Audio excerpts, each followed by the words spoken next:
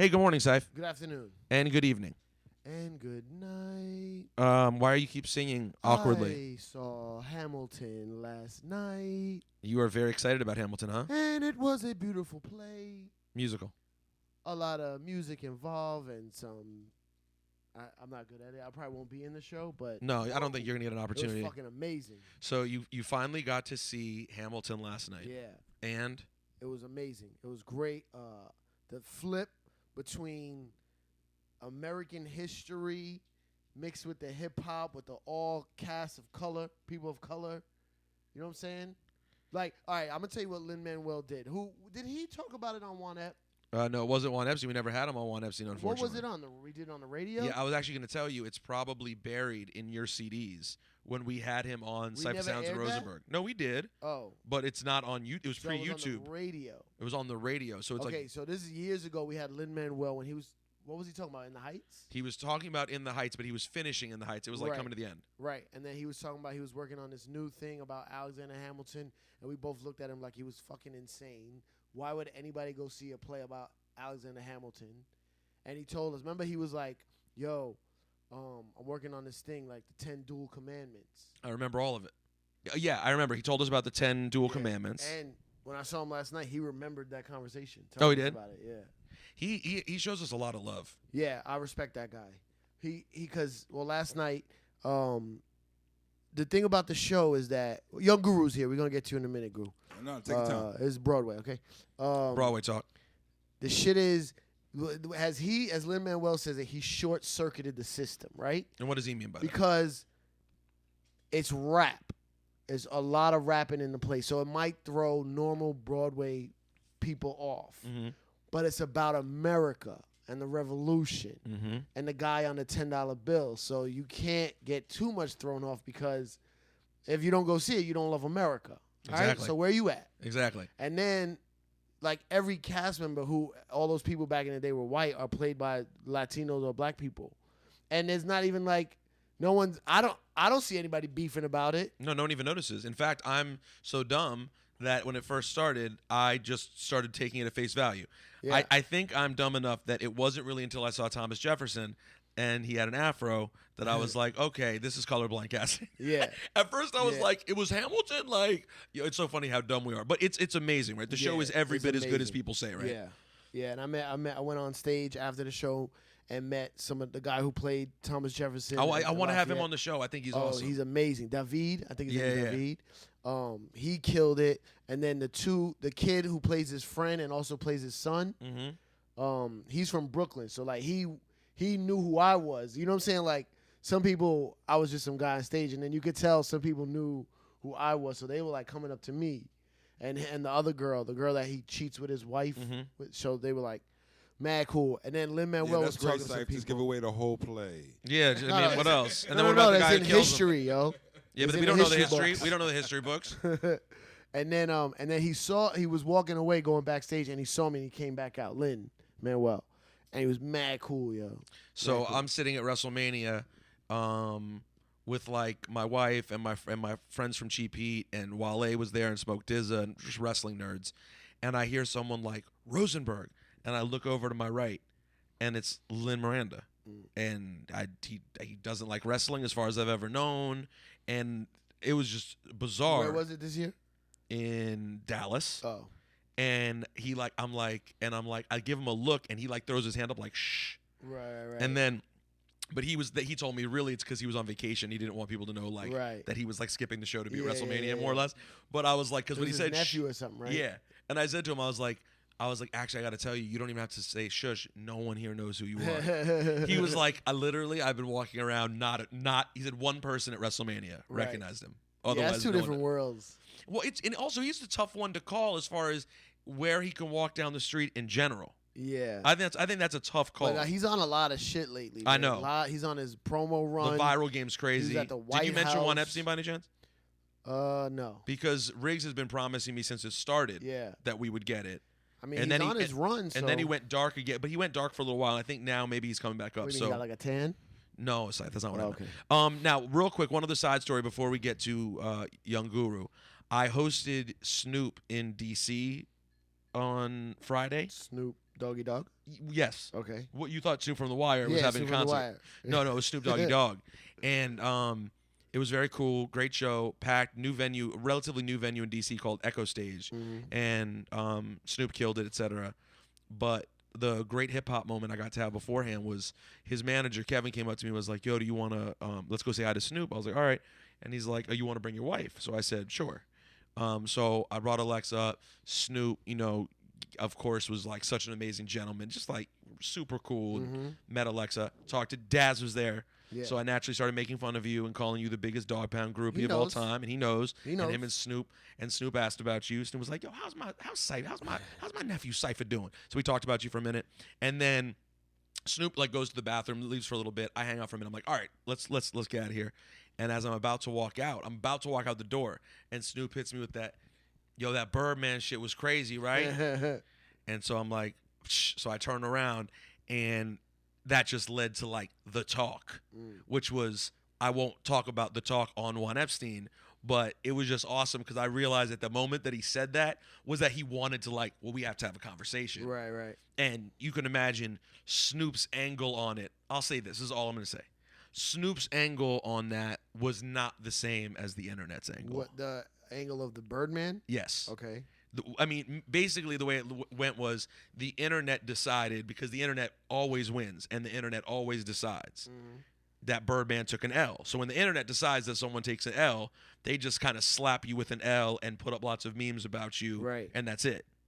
Now, my assessment when I saw it was like, obviously it was very funny, very entertaining.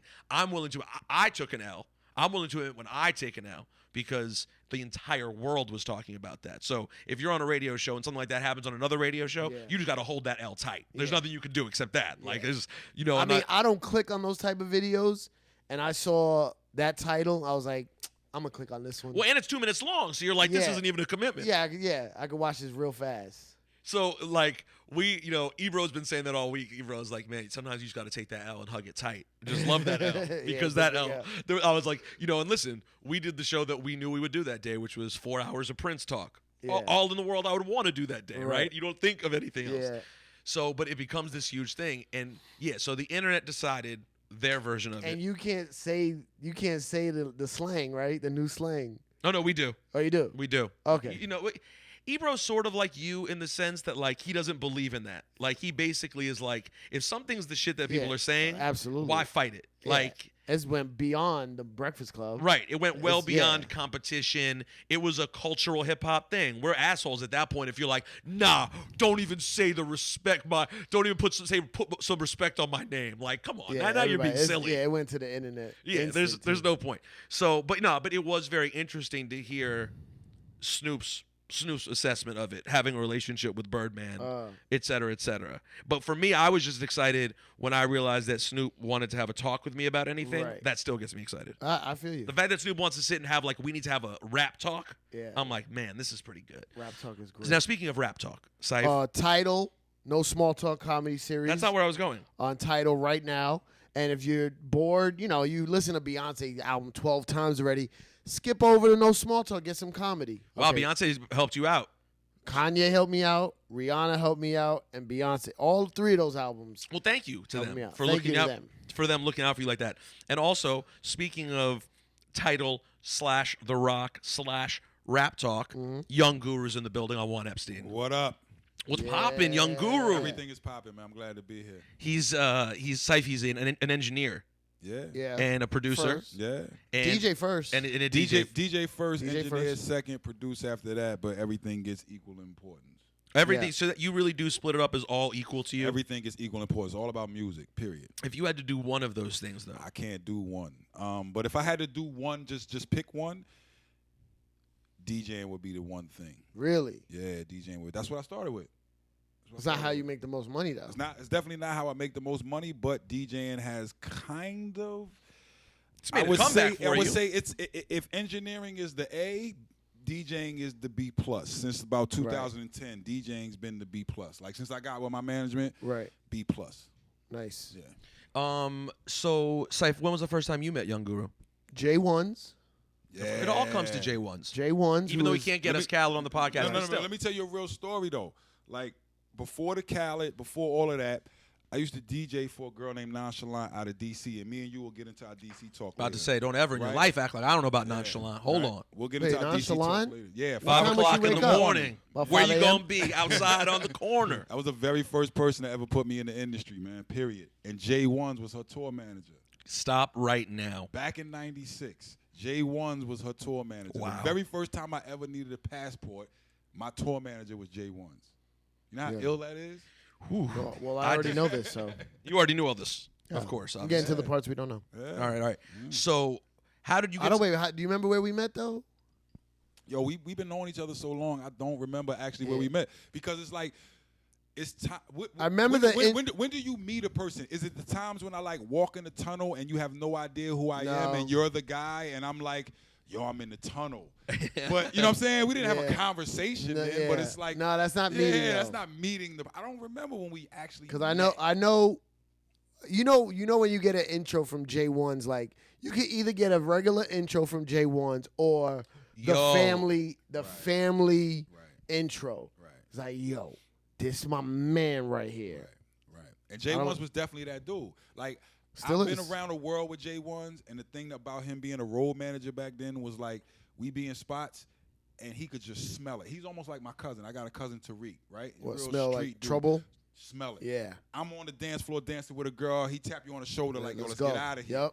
And I swear to you, 5 seconds later, the fight pops off. And I'm Yep. like, yo, how did you know? Yeah, like, Big Kev is like that. My boy Big Kev. Just from watching the room. That's why. Hey, That's why watches the Kev and room. J1's He are watches like. the room. They're like little girls when they get together. Who? J1's and Kev? Big Kev, yeah. Why? Because they just get along. They just like it's two peas in a pod. Yeah. Yeah, they know what it is. Philly, man. Brooklyn. Yeah, they know what it Connection. is. Yeah, but I don't even remember. Say like when did we meet? I don't know exactly, but Well, Saif, did Young Guru give you any help when you were putting together hit records for Rock La Familia? no. Nah. He was that by I was then. around, but I wasn't. He was I let around, Syph, but- I let Syph do what he was gonna do. No, I was actually super happy for Syph because it's like the dudes that you know is a good dude. You like him personally, and then it was like, yo, Jay gave you the shot. You know what I'm saying? Like that's what I was more proud of. That like, Syph had his say. Sorry, I'm supposed to say this from the beginning. I apologize real quick while we're talking about this.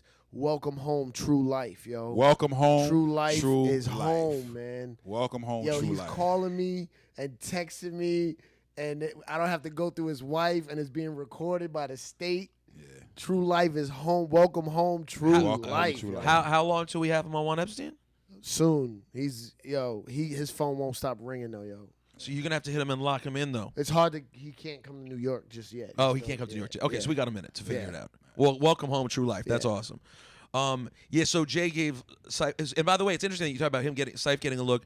Both of you guys, this always just speaks to my theory of how the industry is run pretty much by rap nerds, man. Yeah, It's absolutely. all rap nerds. Absolutely. It's rap nerds fighting to get good music out there and then compromising a little bit And like to make it go on the bigger platform. Exactly. Yeah. But it's almost like, it's so funny. From the top down, from Hove and Puff all the way down, it's people Drake. It's people who at some point or still to this day are straight up rap nerds. Yeah. Absolutely.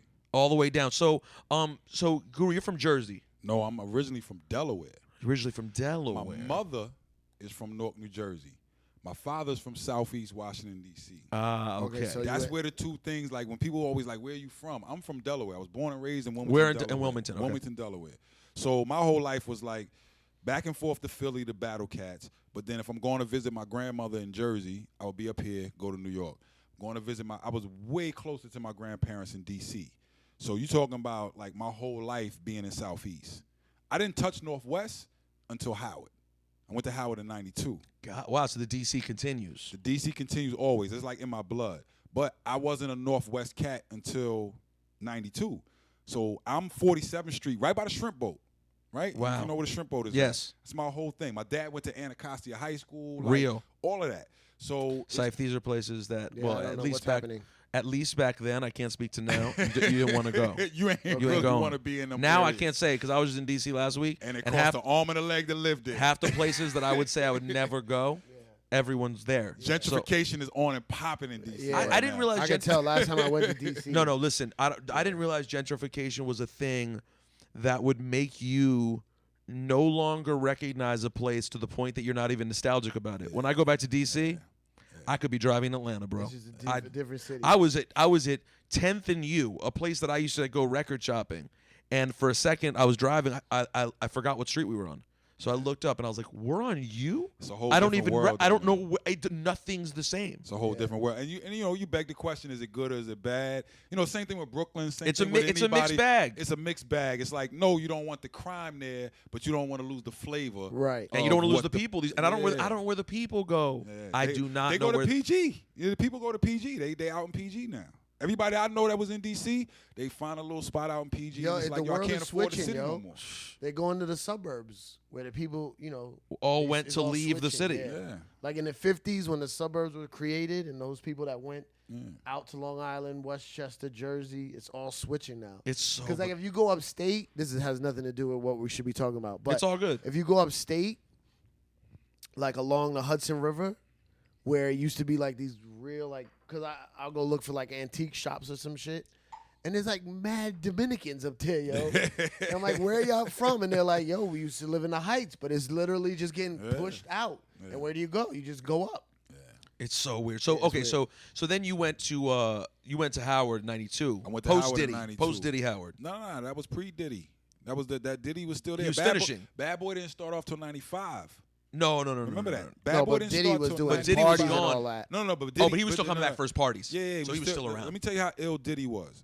Diddy was a student there, and he was throwing parties, and he would have 3 parties in the same weekend, right?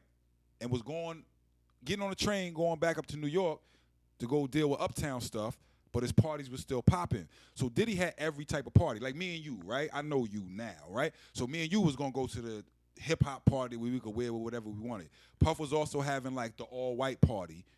You know what I'm saying? Like, if you wanted to be in that arena. Then he was having a whole other party that was maybe like a reggae party or something like that. Like, he was killing it. He was having 3 parties in one weekend. Right. He really ran it. Nah, he ran. He definitely was that guy. He was inspirational. He was. Me and him don't mesh musically. Like, our musical taste is different. But you can't front on Puff on what he did for the mind state of people that was going to Howard at the time. We was like, yo, we can do whatever we want to do. Right. Period. Now, where are the spots where you mesh with Puff? Like, what music do you really like? See, and here's my point. If you look at a lot of those early Bad Boy albums, people would complain about the singles because the singles were very much, let's sample 8 bars of a Diana Ross song.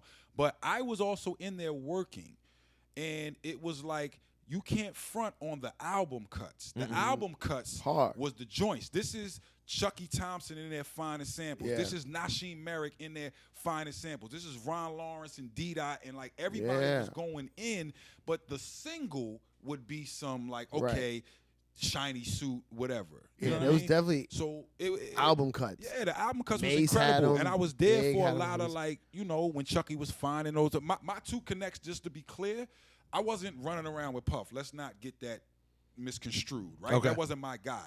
My people were Derek Angeletti and Chucky Thompson, 2 of the hitmen. Okay. So by working with those 2, Derek was real close to Tracy Lee. Tracy Lee, who had the party time, of course, the theme. Now he's a fine lawyer. Right. Now he's doing his lawyer thing. But back then, it was like Trey was my crew. That was my connected Derek. Chucky was my guy through Nonchalant.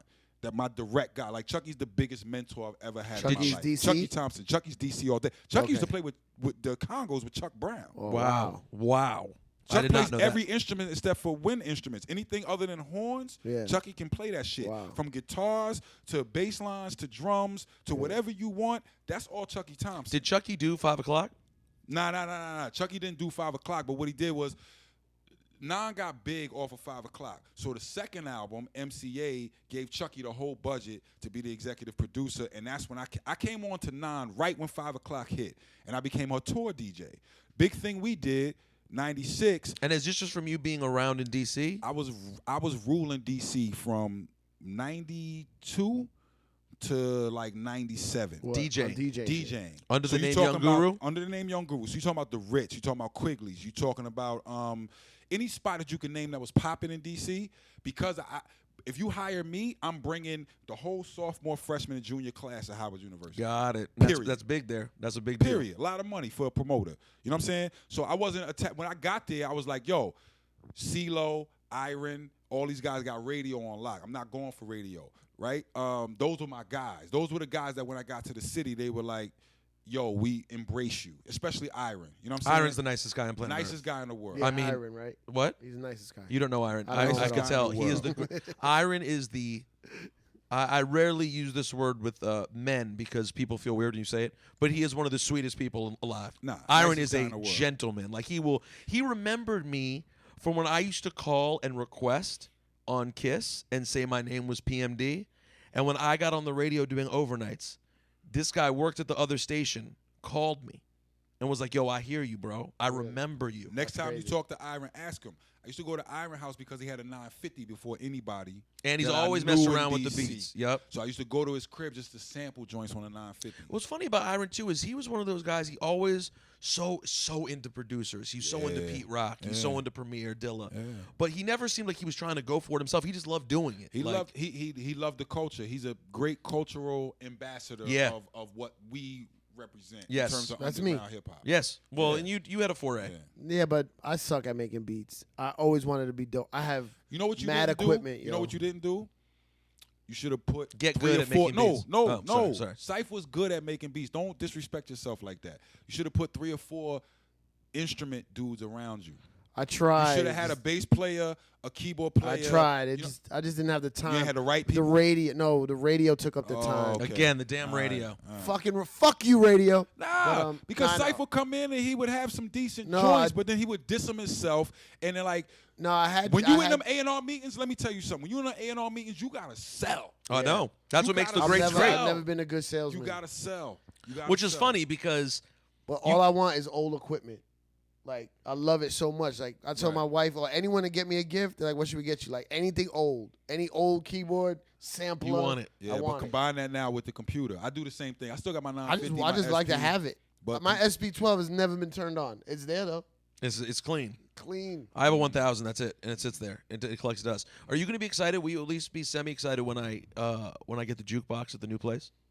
A jukebox? I'm getting the jukebox at the new place. That sounds pretty crazy. 45s or no? Of course. Of course. Once course. the way I got course. my wife on board with the 45 collecting was that I said one day I will buy us a jukebox and I will fill it with our music. Yes, sir. And my wife from that point on, when I would come home, she'd be like, "Do you get anything for us?"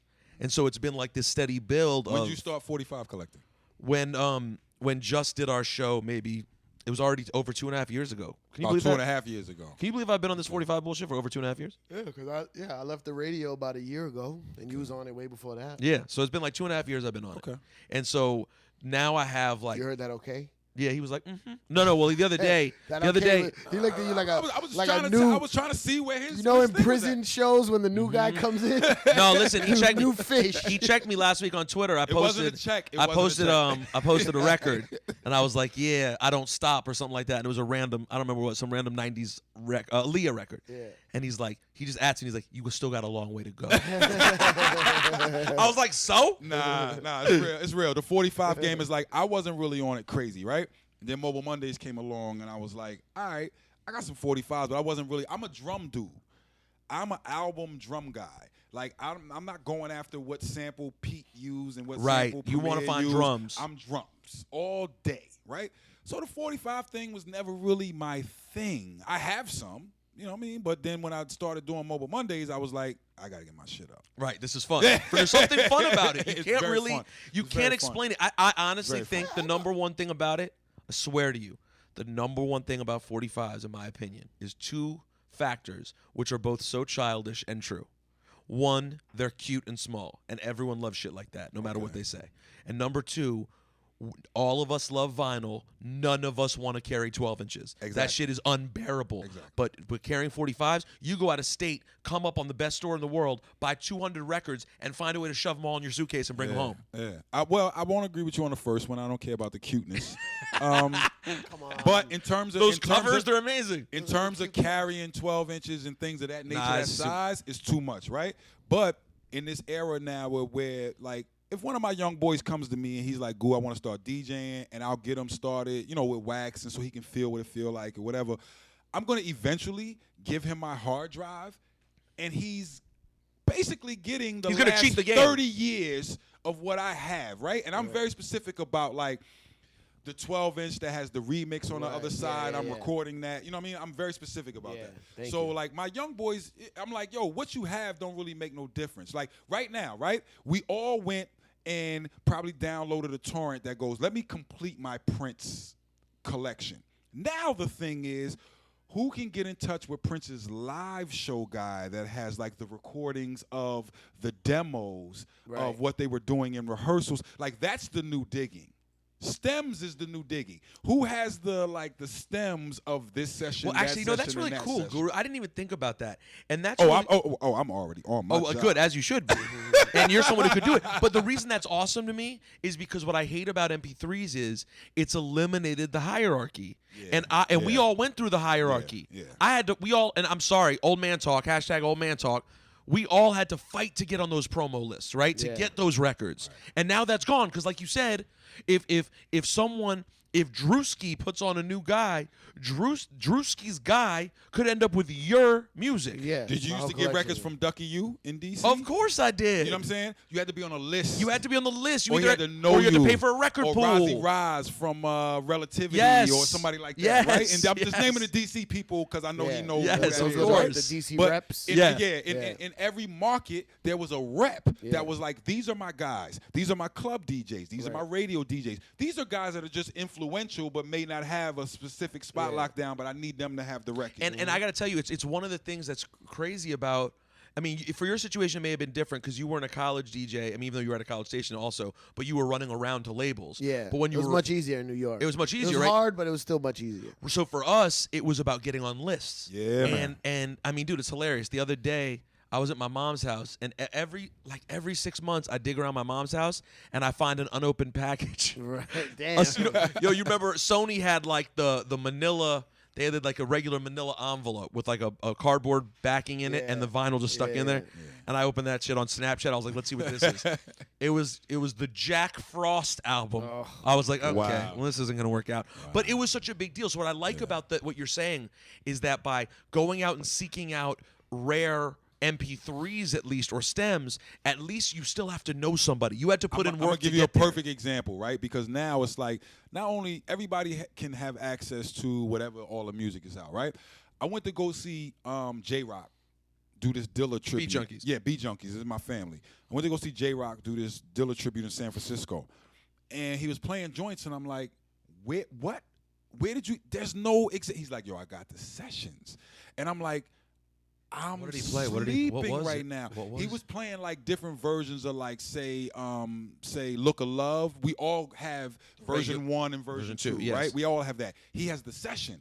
So the drums are playing crazy long while he's talking, and then it builds up, and then it's like, oh, there's no way I could get that because that's your man, right? See, so I'm saying, yo, I'm playing myself by not doing specialty versions of Jay-Z records. Yeah. So I went home that day, and I was like, yo, I'm about to go do all these specialty records of Jay-Z. So I did a threat where, like, Cedric the Entertainer, when he came in, he did a 30-minute comedy skit. Oh, my God, you got more shit. You got more. He did a 30-minute that I chopped down into little 10 parts seconds, for the record. So I didn't even know that was Cedric on there.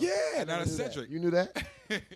Yeah, I did. I never knew that. Now that's Cedric doing the threat. So I'm taking that and doing new versions. Right. Or breaking down Hard Knock Life till it's like just the samples playing so I can talk my shit while I'm DJing, and then the drums come in. Yeah. When he says I got the bass line playing. But you're doing that from the stems. From the stems. So all that nobody else can have. Right. But it's that's all only mixed. Me. Yes. So you don't have to go to the session. I take the session and I make stems out of sessions. Before stems, explain stems. Okay. So for the audience, I'm sorry, audience.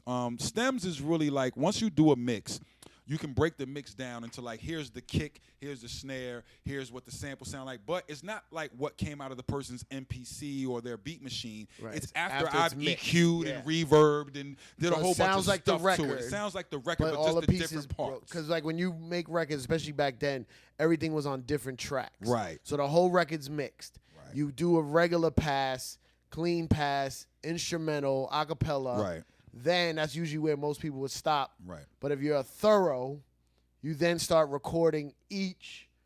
Like you might not just do one string, but you might do like the string section. I do every instrument. Crazy. Because now when we do shows, I got to be able to say, okay, if we playing with a 10-piece band, Right. I need to be able to take the drums out, just the drums, Right. so Tony Royster can play the drums. Right. The bass line might be, you know what I'm saying, incredible on this joint. Let me take that out so the bass player can play that. Yeah. Nobody's going to be able to recreate the sample from Right. on to the next one, so the sample stays in, but everything else is live. Right. You know what I'm saying? Yeah. And I'm playing that out Man, my computer amazing. with a click going to the rest of the band so they can be on time with what's Yeah. going on. Yeah. Yeah.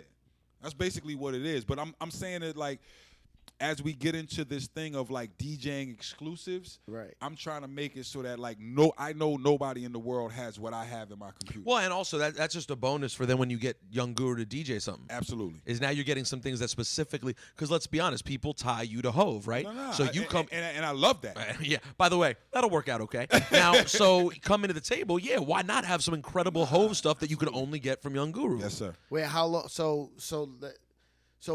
before you got to Hove, you were doing what? Now, I was at Howard in '92. Yeah. Right. Puff kicks off Bad Boy in '95. Okay. But before '95, it was like the normal thing that you do with your rap crew. I was with Tracy Lee. We all living together. Tracy Lee went to Howard. Tracy Lee went to Howard. Okay. Also, we had 3 groups. It was Tracy Lee. It was a group called the Reaps. They're from the Bronx. They're from St. Mary's. I know the Reaps. I remember Reaps. them. It was Pie, a brother that we don't have no more. My man Feeve passed away in the Bronx in St. Mary's. And then we had One Step Beyond, which was another group. But One Step Beyond was the closest to signing to Bad Boy. Okay. They were the ones that would be with Nasheem all the day. Okay. Right? They would be with Derek. Nasheem Merrick, is- who shot you. Yes, And- I know Nasheem, but right. is he Howard also? No, Nasheem was just around. Okay. What people don't really understand is Nasheem was engineering a lot of those early Bad Boy records. Okay. Right? As well as producing. But this was pre-Bad Boy. Right. You understand what I'm Yeah. saying? Bad Boy didn't start till '95, but Derek and Ron had 2 Kings in a cipher Right. before that. So we was hyped that people from Howard had a record deal and it was playing on Rap City or whatever, right? D-Dot went to Howard. D-Dot is Derek Angeletti. Yeah. And Ron Lawrence, right, were a group Right. called I 2 know, Kings yeah. in a Cipher. They put out an album. Now, if you go on campus, these are the guys that are running everything. Yeah. Puff's throwing all the parties. Derek and Ron is like They have a our record OGs. deal, yeah. So imagine me as a freshman. I'm standing in front of a Puff Daddy party. I'm like, yo, Derek, get me in. Right. That's where my relationship with him, because I'm with Trey. Him and Trey was the closest. Okay. You see what I'm saying? Yeah. So I'm getting all this. That's where it all comes from. So like early Rosenberg is making a sandwich or something.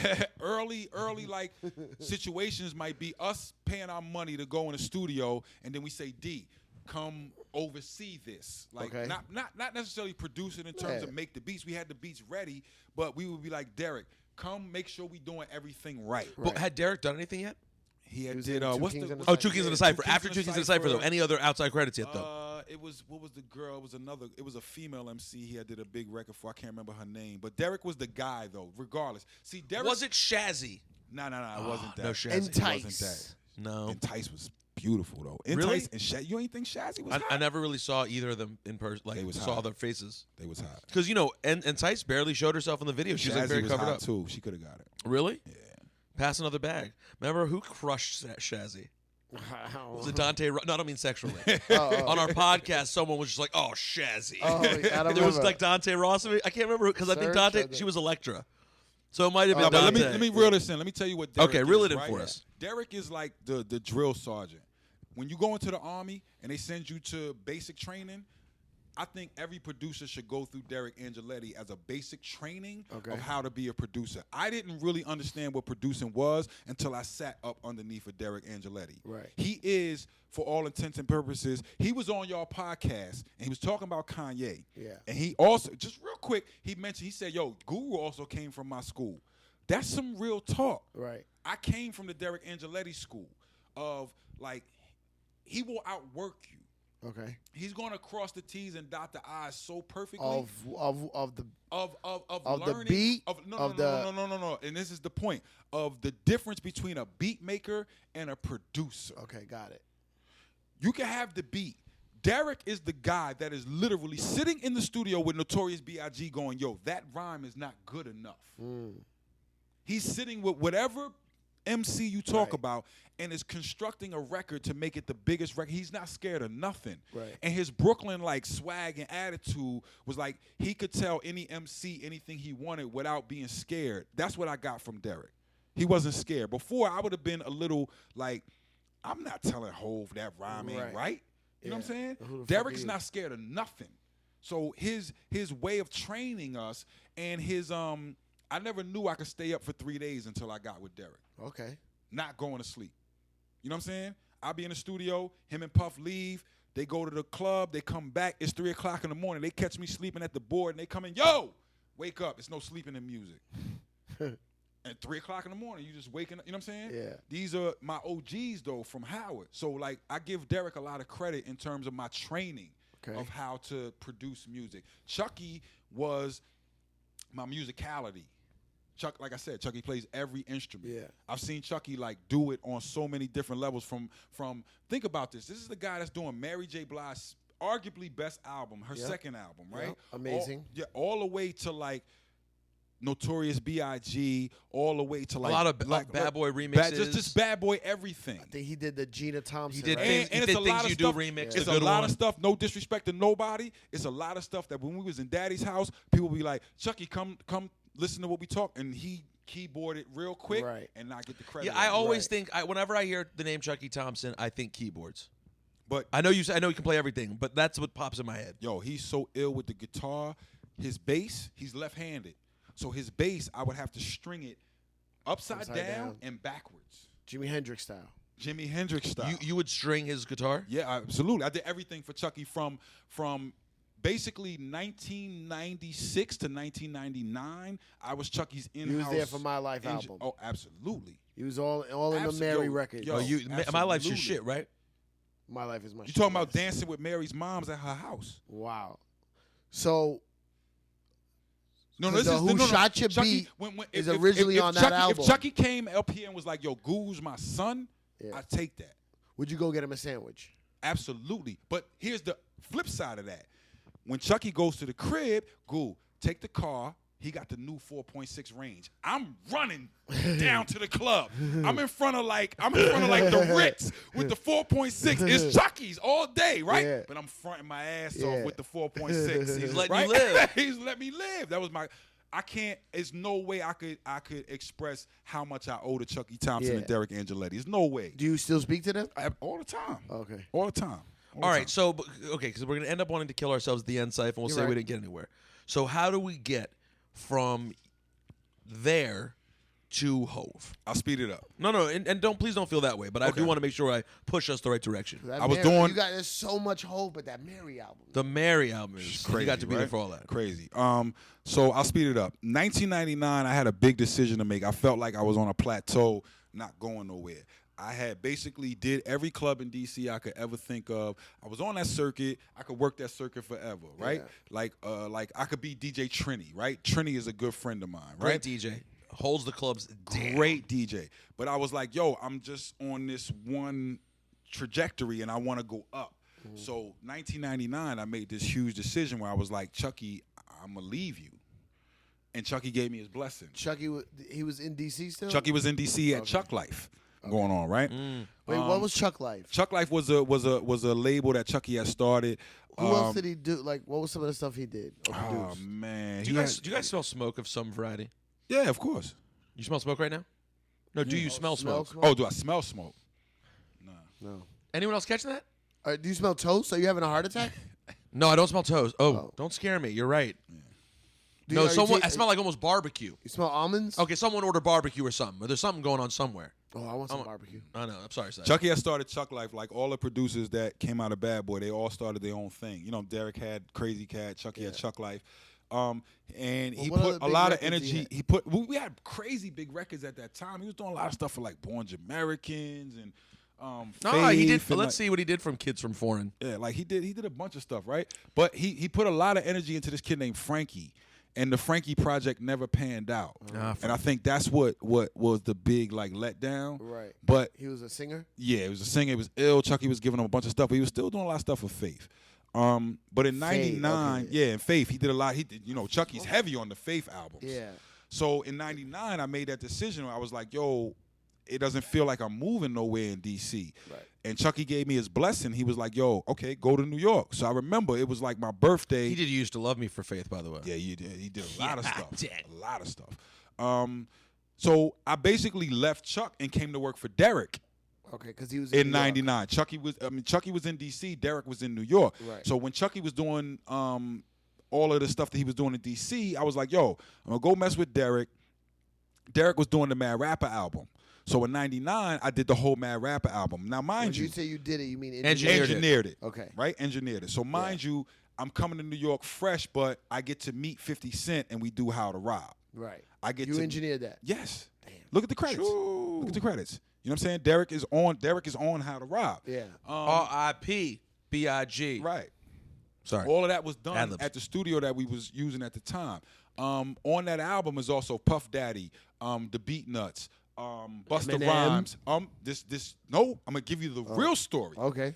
My assistant, who is no longer alive, who's from Abu Dhabi, right, came home one night, back to the studio and was like, yo, I was at the Lyricist Lounge and it was this white boy that was destroying everybody. We need to go get him. Derek paid him $5,000 and the kid's name is Eminem. Crazy. And we got him on the album. Like, that's how early it was. Right. Eminem was a nobody at that point. You know what I'm saying? Literally just threw him 5 But my G's. assistant, who was the underground, this is the kid. What was your that- assistant's name? His name was Kamel Abdul, right? This is- Backpack type. Yeah. This is the kid that introduced me to Slum Village. Right. You know what I'm saying? It's Yeah. like playing. He has the cassette of Slum Village What happened 1. to him? I don't know, man. It was weird. He had a heart attack, but I wasn't there, and it was like it was. Oh, because someone mentioned someone that young passed. I'm just Yeah, curious. it was one of the weirdest situations ever, where it was like that was my first somebody younger than me dying, and I couldn't take it. I broke for about a week and He couldn't was your move. assistant engineer? Yeah, he was my assistant. So he gonna was be- your son. He was gonna be way iller than me. When I'm talking about way iller than me, he was way iller than me. That sucks. That's At tough. that age, yeah, it was tough. It was a tough So thing. he's- But I give it, and this is skipping a little bit, but when he did pass, it was one of them times where I was like, yo, Hove, I absolutely love you. Because Hove said to me, he was like, yo, if you want me to stop what I'm doing for like a week, like, I'll do that. I was like, no, I'm going to go crazy sitting in my room, like, staring at the fucking wall. Yeah. Like, can I curse on here? I'm sorry. Yeah, of course. You know what I'm saying? Like, I'm going to go crazy. Fuck yeah. And I was like, yo, I need to be in the studio. But Hove personally told, because he knew what that cat meant to me. Yeah. Hove was like, yo, if you need me to pause for a Right. second, I'll pause. I was like, nah, I need to work Yeah. to get it out Yeah, of my that's the way I system. am. You know what I mean? Like that type of thing. But So he's the one who found Eminem, and it was just Yeah. $5,000 got him on the D. Dot album. yeah, easily. You know what I'm saying? So we did the Mad Rapper And album. that was the song that made Eminem famous. No, just kidding. Nah, but it was like ill that he could pick out talent like that back then. But for me, it was by the time I got done with that album, I had worked with so many MCs, you know what I'm Yeah. saying, in New York City that I was comfortable. And then I basically was like, okay, Derek's giving the studio up, and I need to find Where a was that manager. studio? It was Jimmy Henchman's studio. Yeah, I remember that. Yeah, it was Jimmy Henchman's studio. 25. It was 20. It's right across the street from where the 4040 is now. Right. But what was Yeah. it? It had 20 a, 25th and We 6th. called it Crazy Cat. You know what I'm saying? Because it was 25th and No, 5th. but what was Jimmy 25th Henchman's between- thing though? Henchman. It was called Henchman. I feel like there was a 25 for some No, reason. no, it says Henchman on the floor. On the floor, yeah. yeah. It says Henchman. I used to go up to that studio. Yeah. And Kanye was around. Kanye was always around. Yeah. Kanye was one of the producers that Derek had. So Yeah. Derek had a same thing that Puff did. Puff had a team of 10 producers. Derek had a team of 10 producers. So in the middle of us making albums, I could go in the closet and I could have Kanye January, February, and these were DATs, right? Right. Digital audio tapes back then. So I have Kanye like January, February, March, and Derek would be like, yo, Goody Mob's coming by today to check out some beats. Go get the Kanye March and go get the Coptic, you know what I'm saying, Oh, January. Coptic. Yeah. Oh, that was my Who's man. Coptic? He's another producer. He did a If I Should Die Tonight on Big's album. Okay, all right. Coptic. Another guy that was just underneath everybody, was like but Egyptian really, or yeah, something, really right? good. He's African. Really good Yeah, producer. You know what I'm Coptic. saying? Really Holy good producer. shit, I remember yeah. him. Egyptian is African. You guys were both right. Yeah. When I was A&R and Yeah. like Raucous and all that back then, Coptic used to give me mad beats. Yeah. He was like, I'm down Coptic with was the Derek guy Angela. because he had another guy that used to come through and he used to have like hella dirt weed. So it was like back then we was broke and it was so cheap. His man would have like the good dirt weed. You know what I mean? Like It makes Coptic was you the guy. invaluable. Yeah. Optic. But that was where Derek came in. So it was like after the Mad Rapper album came out, and I was like, all right, this is over now. You know what I'm saying? So what am I going to do? I found a manager because at the time, Doro was the only guy popping. That was the only guy you heard on records because Mace said his name. Yeah. Right? Doro he used was to mess a famous with engineer. Doro was That's with when Fab. engineers- He was yeah. with Fab Clue. really made him hot. You know what I'm saying? Clue, Yeah, right? he was Yeah, with Clue. He was Clue. with the Desert Storm. That was his whole thing. Yeah. But he was the only guy that got shouted out on records. So I was like, who's that? And I found his manager, and I was like, yo, manage me. I know every board. I know all the shit. Right. So then she got me with Bleak. Who was that again? L'Oreal Coptage. L'Oreal. Yeah. Oh, L'Oreal. man, this nigga's You know her. Yeah, he's So the on my way, mind right now. just so you don't know, L'Oreal gangstered the system because she was the A&R administrator at Def Jam. Yeah. She was the person that was filling out your PO numbers, your purchase order numbers at Def Jam. So she was like, if I'm hiring engineers every day, I might as well manage them and put my engineers on these sessions. Which is a total way to work the system, by the way. Right? What a great plan. Right? Great play. So I got with her, got with Bleak, and then me and Bleak just hit it off. Like, I don't know what, like when you meet two people, me and Bleak are just brothers. That's my brother. I will go to jail for Bleak. I'll kill for Bleak. I'll die for Bleak. Like, You don't have to tonight. no, I'm telling you. Not tonight, though. That's my guy. Like, I vision myself 80 years old with all our kids playing with each. You know what I'm saying? Like, Bleak is my guy. Like, he's the most loyal person, and he's the guy that brought me in. Like, I love Bleak, and I'll do you were anything hired for him to do Memphis Bleak's second album. Okay, so just as an engineer. Just as an engineer, recorded. You didn't know who he was. I recorded mixed Bleak's second album, right? Okay, so who hired you? Like an A&R? Lenny. Okay. Lenny S. Lenny was actually like Rockefeller. the initial person that was like, all right, give me go. Right. So Lenny brought me in, but it was really like me and Bleak striking that relationship. And the bugged out thing is that the very first day that I went to go record Bleak, he had a Just Blaze session. So the day I meet Bleak is the day I meet Just Blaze. Whoa. And by the way, this is one of those times, Saif, when we can finally properly fill in the blank. Memph Bleak is a good guy. Just generally a great guy. No, he's a great guy. And a brother to Young Guru. Did you get the reference? Memph Bleak is. Yeah, Memph Bleak is. Okay, I'm it. glad you were rocking with me there. Yeah, All right, so my you dude. meet Just and Bleak. On the same day. Just same day. is My very first producer session now? with Bleak. Just is coming up. He's 'Cause trying he's- to. 'cause He he was was at an the cutting engineer room. too. Just was at the cutting room. Yeah. I had seen Just before, but never Yeah. like talked to him. I seen him, but never talked to him. Nerd engineer talking. I can't even imagine, This by the way. episode is good Because nerd he shit. could be in one room and I could be in another room, but the what do you call it? The rapport back then or the etiquette was you don't just walk in somebody Right. else's session. Yeah. But I would see him in the hallway like he's going to get whatever, whatever. and I'm What in you the working hallway. on? What But you we working never on? spoke Okay. until this Bleak session. Okay. And then I went home that day and I told my cousin, I was like, yo, is this dude named Just Blaze? He's the next one. He's the next. Do you remember what you heard that day? No, I'll give you the real story. Here we go. We do a song for Bleak. I can't remember exactly what the song was, but after Just made the first beat, he makes another beat in the headphones as I'm recording Bleak. Okay. Right? He takes the headphones off and plays it for Bleak, and Bleak is like, nah, that shit is whack. And what Right? beat was it? Streets is watching. Come on, you piece of shit. Malik, you fucked up. Bleak turned down that beat. So it was Dun-dun-dun. it was Jay coming over to check on Bleak, and he seen how I work, and then he was in the headphones, you know what I'm saying, listening to the Just shit, and it was like, right then, Jay was like, what are you doing for the next month? Yeah. I'm like, whatever, now it's Jay-Z, of course, you know what I'm saying? I'm like, whatever you need me to be doing, and that's right when Baseline was being built.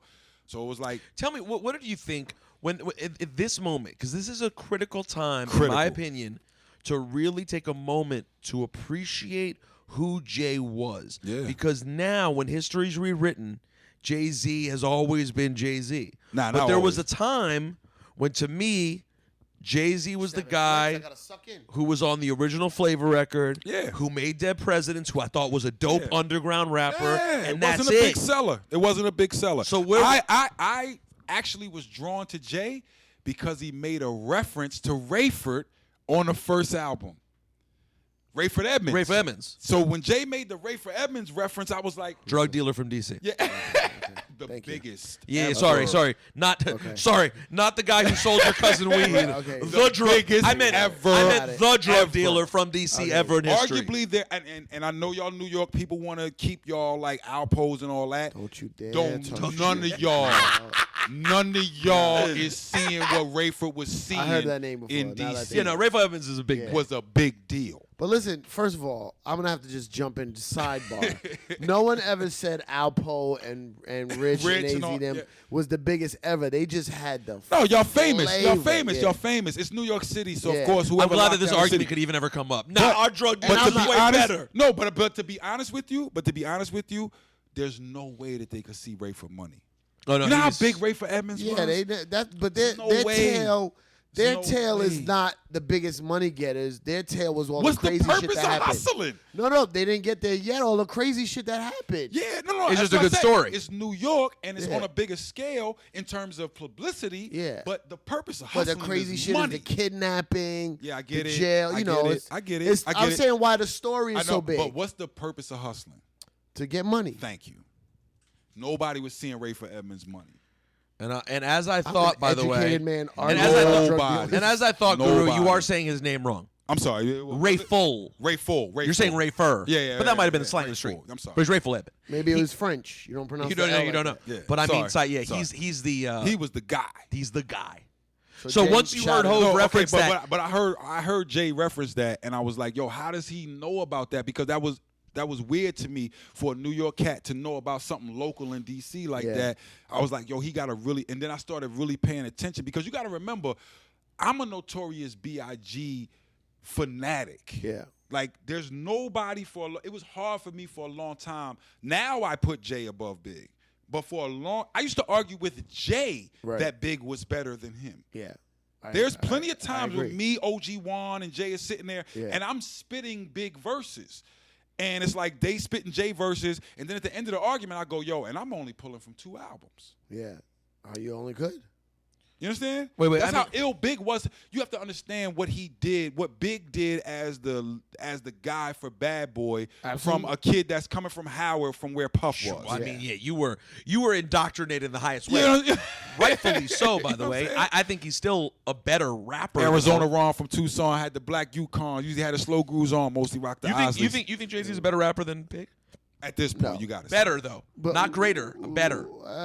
They just rap. If they just rap, You know what? That argument can't even be had anymore because it's so much to Jay has grown Right, so much, right, changed. right, We've seen so right, many different right. eras of that Hov. Biggie didn't even get to get to. Right, he didn't Yeah. get a run. He didn't 24 get a run. years old. But you have to, at this point, because of the fact that, because of death, which is not Big's fault, you have to give it to Jay because Jay has all of that you're describing. Yeah. Jay has, you see the naturation Yeah. Well, but of a that's- Jay-Z. See, Right, but that's why I like to exactly. nerd out, and I like to say that Jay-Z is the greatest of all time. Of all time. That doesn't mean he's the best of all time, Who's right? better? Okay. Well, I think better from a pure rap standpoint, I'd say Biggie is better as a pure rapper. If they were just both getting on a beat and rapping, I think Biggie's probably better. I think there I are a bunch of couldn't people say better. that. But I I think couldn't say that. Jay-Z's total package makes him the greatest of all time. Now, we've never been around each other to have these discussions. Sure. When we have our rap nerd discussions, you are allowed to say whatever you want. Just don't think that you have to say Jay just because I'm sitting Well, here. as you can tell, present we're balanced present out your because we're in my argument. house, so it balanced out nice. Present your argument, but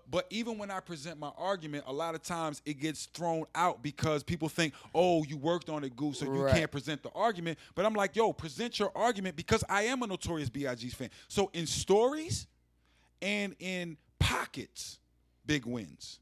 Everything else, Jay wins. That's a really interesting way to put it. Stories. Stories for sure. Stories for When sure. I say pockets, I mean I know what you mean by Big was pockets. Big was a master of vowel sounds. So what Big would do? Yo, hold on. Rap nerd alert. No, this is rap nerd alert. Hashtag we go into another level. No, another level. Rap nerd Another alert. level. Big was a master of vowel sound. Arizona Ron from Tucson had the Yeah. black Yukon. Used no, to have you're his right, slow you're grooves right, you're right, on. you're right. Mostly And rocked up. also- And he would start. He would Start the rhyme in the middle, like if it was a Yes. 3-syllable word, Yes. he would Yes. rhyme the second syllable, Yes. and then the Yes. first line of the next what line. Cypher's was trying to explain to y'all Yeah. is Say that it most better. people Say it go better, Say it better, Guru. Most people go something something something bat, something something something hat, Gat, right, right? right. Something something something gat. Big would rhyme all the vowel sounds in between the sentences and end his phrase with a different consonant than what the vowel sounds were, and it made it so ill. Can you give an example, or does not pop in your head? One More Chance has one. Yeah, it's so many of them. First things first, I pop up, freaks all the honeys, dummies, Playboy bunnies, those want money. Those the ones I like because they don't get Nathan but penetration unless it smells like sanitation. So the A is the vowel sound that he's the sanitation, penetration. You know what I'm saying? Oh, right. You know what I'm saying? Like there's still another syllable after that. Yeah, but then the start of the next sentence would start with that, and then he'd go on to another then he vowel goes, sound. Garbage. Yeah. So like said, why do you say garbage? Turn like doorknobs. Hot dog, however. One of our favorites. However, he was the greatest, man. That's Big tough. was like incredible, man. The nicest guy, funny, crooked eye. You met Biggie at one time in my life. Where was that? I was in the studio, Daddy's house.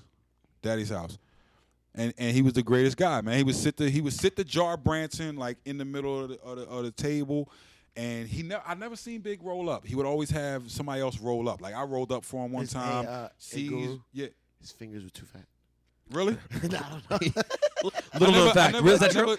I'm just saying, it's just a note that I made in my mind. Well, because by the time you knew him, he was popping. He was popping. You know what I'm saying? But it was like he never rolled up. By the way, if you want to smoke here, you can. By the way, no. But he was like, to me, the greatest of all time. But then I got into Jay and really understood who Jay was, and then like Jay took another level. Like you never got to see Big do that. I think they would have grown together. Yeah, I remember I was with C's, right, when I was on the road with Kim. And it's so crazy that he said this back then, because Life After Death was like, I watched them all work on it. Mm-hmm. And C's used to play me like cassettes of like all the sessions. Absolutely. Because we had shows on the weekends, they'd be recording during the week. And he was like, yo, when this album drop, Big, we gonna start going on the road. Big's gonna get like 70,000.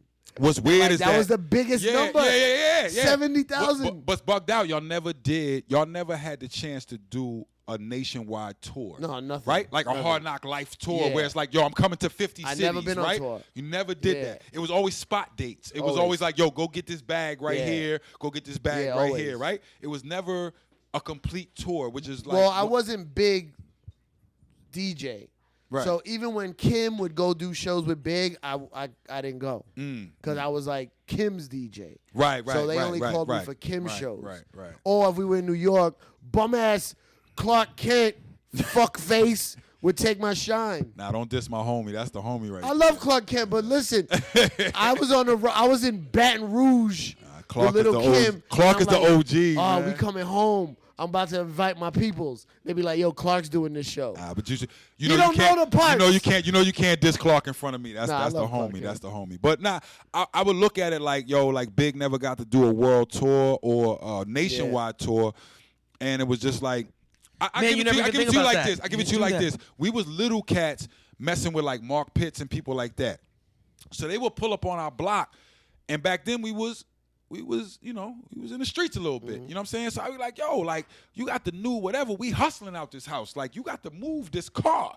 But he would be bringing us Locks albums. You know what I'm saying? Locks songs or like Biggie songs or like whatever. I'm like, yo, listen to this. So it was like Mark was the real dude. So I was hearing it from the production aspect of what Chucky was doing. What was Mark Pitts?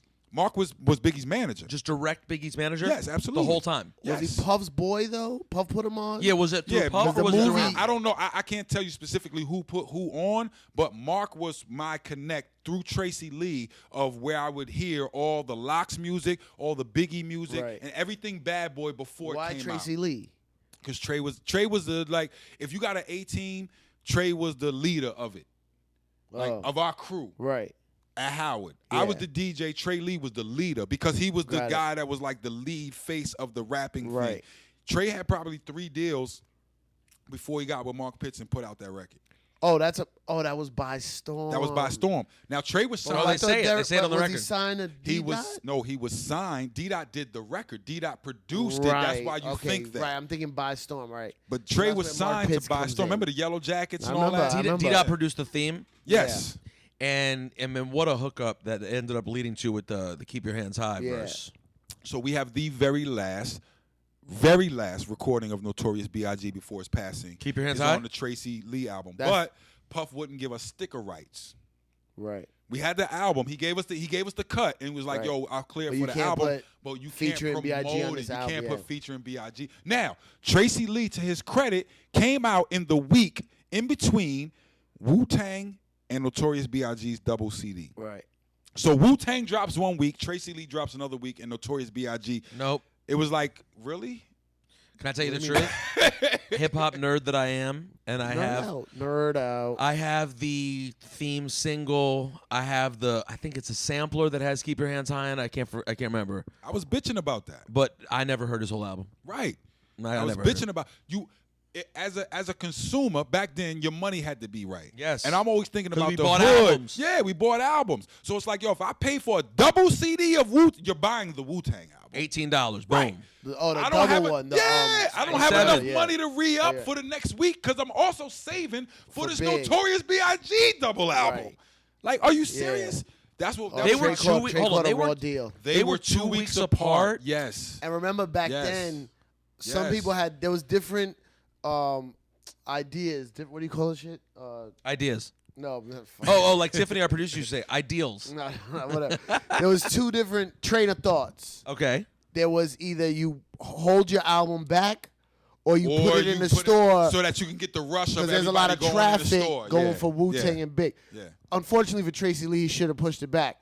But Well, he We did didn't have neither. a choice. And he didn't either. He did in We didn't have a between. choice. It wasn't our choice. Like, we was young cats who was like, okay, our peoples is on, but I didn't have, if I had all the information that I have now about making albums and putting them out, I was a young kid and I was just happy to be around. And I was like, I didn't know shit about the music industry. We're talking about 97. You know what I'm saying? Yeah. I'm just coming off Nonchalant tour. I didn't know nothing So about. what were you doing on the Tracy Lee project? One of the things that I regret to this day is that I was on tour with Nonchalant while Trey was making his album. So I didn't get a chance to be like, walk up on Trey, what are you doing? Let me check on the things that I do. Let me Right. check on the records. Let me make sure everything's right. I'm on the road. Yeah. And I'm so happy as a DJ. This is my first in the industry. I'm on the Fuji tour. okay. I'll We were I the was about opening to act ask to you. the Right. Fugees in 1996 for So you 3 good. months. You good. Like, I'm like, yo, I made it. And then I come home and it's like, we putting out Trey's album. And I'm like, well, I haven't even heard it. Who else was on Right. this Fuji tour with Nonchalant? Just us. You guys were the only We were the opener. opening act for the Why? Fugees because of the fact it was a female. It was like she wasn't non-threatening. on Rough House. It was the whole Fugees camp is from where my parents are from in Okay. New Jersey. Yeah. You understand what I'm saying? So Leon, who was her DJ, Clef and them is from like Irvington, right? All of that is like Yeah. Haitian, Jamaican, Yeah. all of that. Newark, you know what I'm saying? Is like more like just the regular Newark, Jersey. Where I'm from in Jersey and Newark is really breaking down into like the majority of black people live in above Penn Station. We have a huge Portuguese population on the other side of Penn Station. And then as you move into Irvington, you get into Jamaican and Haitian. Yeah. Right? We all live together. So I know Clef and them. I know Praz and them. I know Lauren and them. I know Lauren Brother. I know, you know what I'm saying? Like that whole thing. But Flavor, that's all our peoples. 45 King is like my idol. You know what I'm saying? These are my people. guy knows a lot, He's been around. Lakim Shabazz's sister lives 2 houses from me. All right. You know what? You know what That's I'm too saying? much. You understand? Lakim Shabazz's sister. Lives there's one house in between our 2 houses. Tell me right now she was married to a white man. No, I want to absolutely right not. now. Hell no. She was married to Absolutely a guy not. named Tad. Absolutely Tad not. right now. Absolutely not. Okay, good. Absolutely not. Thank But God. my point being is that back then, I didn't feel like I had the authority to speak up about certain things. And I there was just wasn't- happy you to couldn't be email there. the record back then. Yeah, Email it was and hear how like it was like sounded. us flowing off of what Derek told us, and we was following his lead. You understand what I'm saying? So it was like I didn't feel like I had enough to be like, no, stop Tracy Lee's album. Well, you because didn't. we need I mean, to. let's be real. I You didn't. I didn't. You were doing exactly what you were supposed to Exactly. do. And I was go out on the road. And I regret it because I didn't get in with him to be like, let me make a beat. Let can't me regret do this. that, 'cause what Let would me you do- have done? Yeah, I would have made You would've some. looked, but you would have looked like an asshole. If you had Nah, said, nah, I don't I want to coulda- turn this down, and I'm going to stay here and tell you guys what I know, Right. they would have been like, Right, nah, right. we're good. The crew was happy that I was on the road. You Of know what I'm saying? course. Like my version of flossing back then was like coming back to the Spy Club or to Quigley's and like buying out the bar. Boom. You know what I'm saying? Yo. yo, when you on the road, you ever got your dick sucked at 5 a.m.? Exactly. 5 o'clock in the morning. You coming through, you hanging out State of the Union. Yo. Coming through and flexing. 5 o'clock, as big as the record it was, we was on the Fuji tour. Yeah. Crazy. Oh, yeah. There's nothing that can be on that level. The Fuji tour, son. No, I got you. It was I'm crazy. hearing Ready what or you're Not cooking. tour. This is the Ready or Not tour. Yeah. Woo. Crazy. All right, so All right, yeah, go we got to back fast forward Bleak. again now. Yeah, I'm We sorry. gotta, no, it's all good. I love hearing these stories. We got to jump ahead though. Y'all So have to edit so crazy. Bleak- we're gonna jump So back. No, Hov we're not. says- We're gonna jump right back to Bleak. Yeah, Hov no. says, Okay, so what are you doing for the next month? Right. So Ho says, "What are you doing?" You know what I'm saying? I'm like, "Yo, I'm whatever you need me to be doing." So I go over the baseline. Baseline. That, by the way, was crazy, Saif. What? What just happened was really a huge, yeah. by the way. Yeah. All right, so keep going. So what are you doing for the next month? And you say, Right. I'm like, "Yo, whatever you need me to be doing." Right. It's Hov. of course. So I'm like, all right, cool. I go over the baseline. Baseline's just being built. The walls aren't even finished yet. Yeah. Right? Like everything's not even all the way up yet. I go in there and it's like Just is in there, hip hop is in there, right? Hip hop for the listeners is a person. Yeah. Is Big's little brother, right? So if it was Dame, Biggs, and Jay, Big's little brother hip hop Oh, is an like A&R. literally his brother? Yes, Oh, literally. I never knew that. Yeah, literally. Wait, he's literally whose brother? Biggs. Hip hop is From Big's Rockefeller? It's brother. Kareem Biggs' brother. Okay, got it. Yeah. But you got to give hip hop the credit of like being an A&R before he even knew he was an A&R. Yeah. He was the guy that would like go to Ski's house, get the beat, take it to Jay. Right. You know, like hip hop was an A&R on a lot of Jay albums that people don't really realize how influential hip hop is. Did he not get the credit? Nah, he got the credit. Yeah, He got the I know credit. But he's his- such a quiet person Yeah. that unless you're around Hop every day, Hop's not going to get up and brag about himself. Right. I'm a brag on Hop because I know what he does Yeah. and how influential Wait, he is. who was G? G Hop was the reason that you put G and Hop together is because they started a management company, Right. and a lot of the people that they first initially grabbed up was like a Kanye West. Right. You understand what I'm saying? The when- producers, they did the same thing like your manager, the absolutely. engineer. They went and got a bunch. Everybody's of bringing producers. these beats in. Why don't we manage them? Absolutely. But what was G before that? G was doing like A&R works, working the office. You know, For like- Rockefeller? Yes, absolutely. Oh, okay. Yeah. So G Hop, and then there's And Lenny was Lenny the was a- office dude. The trifecta for me was like, this is why it works so perfectly.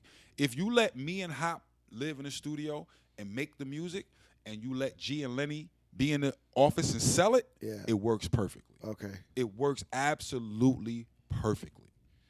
And we have a young Kanye and a Right. young Just Blaze Yeah.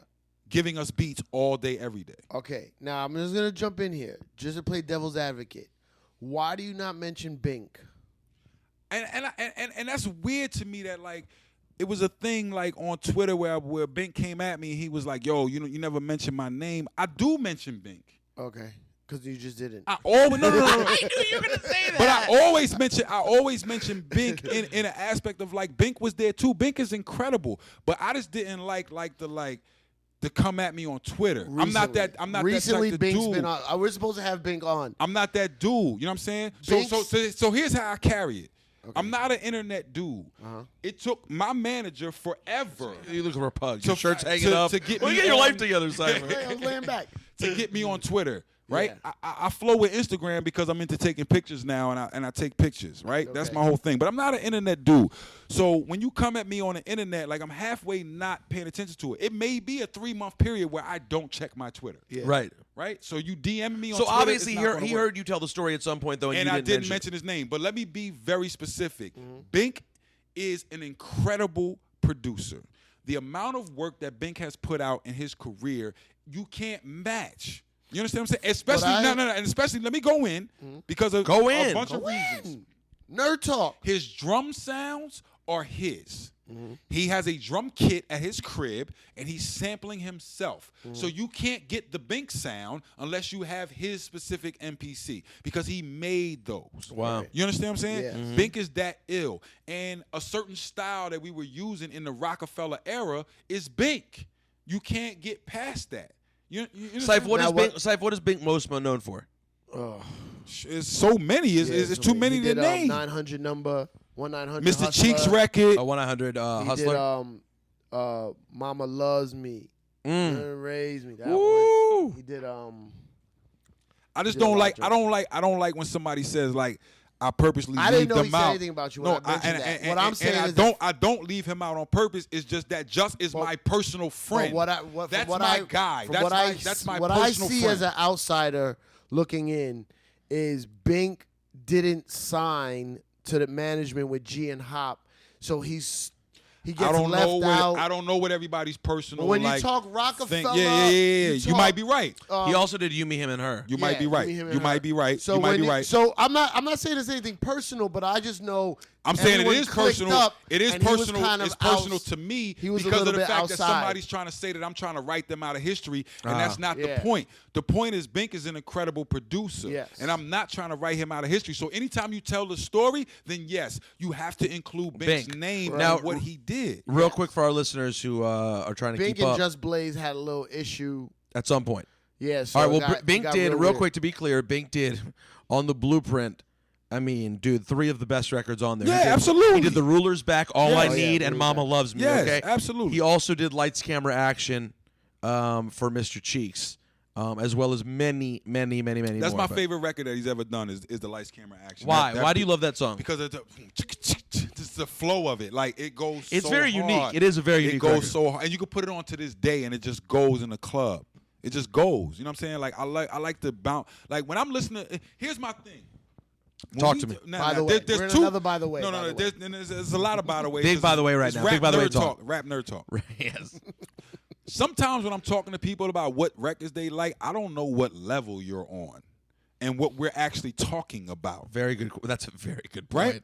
So number one, I'm thinking of production, like what you did with it, right? Mm-hmm. Number two, I'm going into like what that means to the zeitgeist of what goes on right now. Zeitgeist means the feel of what's going on in hip-hop, right? So I'm not one of these guys that's like, oh, this is going on and I'm only super underground hip-hop. At the same time that I'm super underground hip-hop, and this is sort of the key to why I can play around the world, is that no matter what market I go into, I'm catering to my audience. As a DJ, the way I was trained was to cater to your audience. So I can go to London, and I can play a bunch of fist pump shit from Movida, right? Okay. I can go to Africa, and I can play all the latest, whatever it is, Afrobeat music. I got a young kid out there, techno right now, that's murdering. You know what I'm saying? He got the Doro record out there. I'm in every market playing everything that they want to hear. You can hear me play at the trap joint, and I'm playing every trap record that you hate. Right. And that you may hate. And I may hate. Right. But the audience is my determiner of what I play. So when someone says to you, what records do you fuck with, it's such a broad question. Well, if you ask me what records I'm fucking with right now, it's probably so totally out of hip-hop that it's like I'm fucking with like Michael Kiwanuka. You know what I'm saying? And records like that. Stuff y'all probably never heard. But I'm also... I just heard of it because you said it, but I don't know what it is. And I heard of the guy in the NFL whose name was similar to that. Nah, Michael, please go like look up. Please, Kiwanuka used to be on the Giants. Do me a favor. When you got your wife in here on a Sunday, look up Michael Kiwanuka and just play it. What is Michael Kiwanuka? Vibes. He is the closest thing that we have to Bill Withers in today's market. Okay. Kid with a guitar, black kid from London. He's incredible. Michael Kiwanuka. You understand what I'm saying? He's Nigerian. But I'm probably messing with that. You know what I'm saying? Personally. Or personally. Because right now in my phone I got the Hamilton. Right, but you're late as fuck. You on that Hamilton. You late as fuck. I didn't want to listen to it until I saw it. You're late AF. So what? You can't be late with music. It's just music. But it's so much good. By the way, my niece and nephew already know it by heart, by the way. They've known it by heart for 8 months. Every word on the entire fucking thing. They're performing at their fucking performances at school. They know every word. Yeah. But so yeah, I'm doing that. I'm doing like LaKaylee 47. I'm doing wait, hold on. Where the by the way is? Let's the go by back. the way. Oh, yeah. Let's get you off track. This is who I'm messing with right now. This I is know, who. We're if all, you look at, we're at Just Plays Kanye. Okay. So no, it's a good job, Saif. Way to keep us on Everybody track. relax. All right, keep us together, Saif. Okay, I'm sorry. But my overall point, Saif, was baseline. you have to include Bink in the conversation. Yeah. There and you go. And I'm glad you said that so I could clear that up on here. Good. My whole thing is that I'm a grown man and I don't do the argument on Twitter. Got it. Well, it's cleared up right now. Got him. I think your respect is pretty clear. Okay, so we move. Baseline. There's no walls. There's no walls at baseline. I come in there. We build baseline. What is it? Right? Dynasty. This is Dynasty. This is the recording of Dynasty album. And that's where Which the was kick. originally a compilation album. And then Jay just And then snatched Jay it. was like, you know what, I'm going to make this a Jay-Z album. Add Right. 2 more single, Right. just Jay-Z single joints, and let's go. And the original first single was supposed to be Parking Lot Pimpin'. Correct. I The remember cars, it came out. The cars were in the air. Yeah. Flying to California because we need all these old school cars. Yeah. That Sunday, Pharrell stops by Yeah. and gives Jay Give It To Me. Boom. Bang. So there's a call. There's a call that goes into Lior. Come to the studio. Lior don't mess with the studio at all. Right? I'm not here for the creation of it. I sell it. Right. I'm here to sell it. Right? Lior comes with his son. His son is who's now good kid. Yeah. I like that right? guy. He was on a very family Sunday day. Oz Cohen. Yes. He yes. was on a very. I'm trying to paint the picture that Leo was on a family Sunday day. He comes over. That's the single. We stop everything and we do Give It To Me as the kickoff record. They throw Parking Lot Pimpin' on the back. They threw it on the back. Well, Parking Lot Pimpin' was sent out as like Yeah, that was single, supposed to like, be it the was out, single. Oh, you got it first. It was There's supposed to be the a single. Yeah, there's a white label of just that. yeah, Flex was playing it. Just Parking Lot Pimpin' was the single. Yeah. And then You know what? I just learned something right now. Because college DJs did not get the white labels. Like Parking Lot Pimpin', y'all didn't get that? Oh. First thing I got was Give It To Me with Okay. Parking Lot Pimpin' on the back. Okay. I guess they did that just a commercial. What Mix year show. was you playing college radio? 97 was when I started. Okay. And I ended up playing it to 04 or Okay, whatever. okay, But 97 was one of the first promo albums I ever received in my life was Volume 1. Dope. I got the Def Jam clean Dope. at my college dorm room, my freshman dorm. Dope. That was the beginning of it. And this but is in Maryland. at Maryland. Okay, cool. So that was when I first started getting it. But yeah, at that point, they didn't service that. So I didn't know that. I thought it was just Give It To You. Did you engineer that record? Parts of it. Okay. What does that mean? So who else- Three records on there. Jay had another engineer that was working at the time, Chauncey. I remember that name. Chauncey was working on that. I was working on Bleak's second album at the time, and I might have sprinkled myself on 3 or 4 records. I think Streets is. But this is Talking. after he brought you in and said, "Give me a month." No. This is after Jay says, "Yo, give me the month." He's already in Dynasty, and I don't know if he was fed up with Chauncey or what the deal was, But but he just thought to bring you around. he definitely but he still didn't told- use you for everything. He definitely told me to come to Baseline on a daily basis. Okay. You understand what I'm saying? And how does money work in that situation? I've Does he never say- really listen.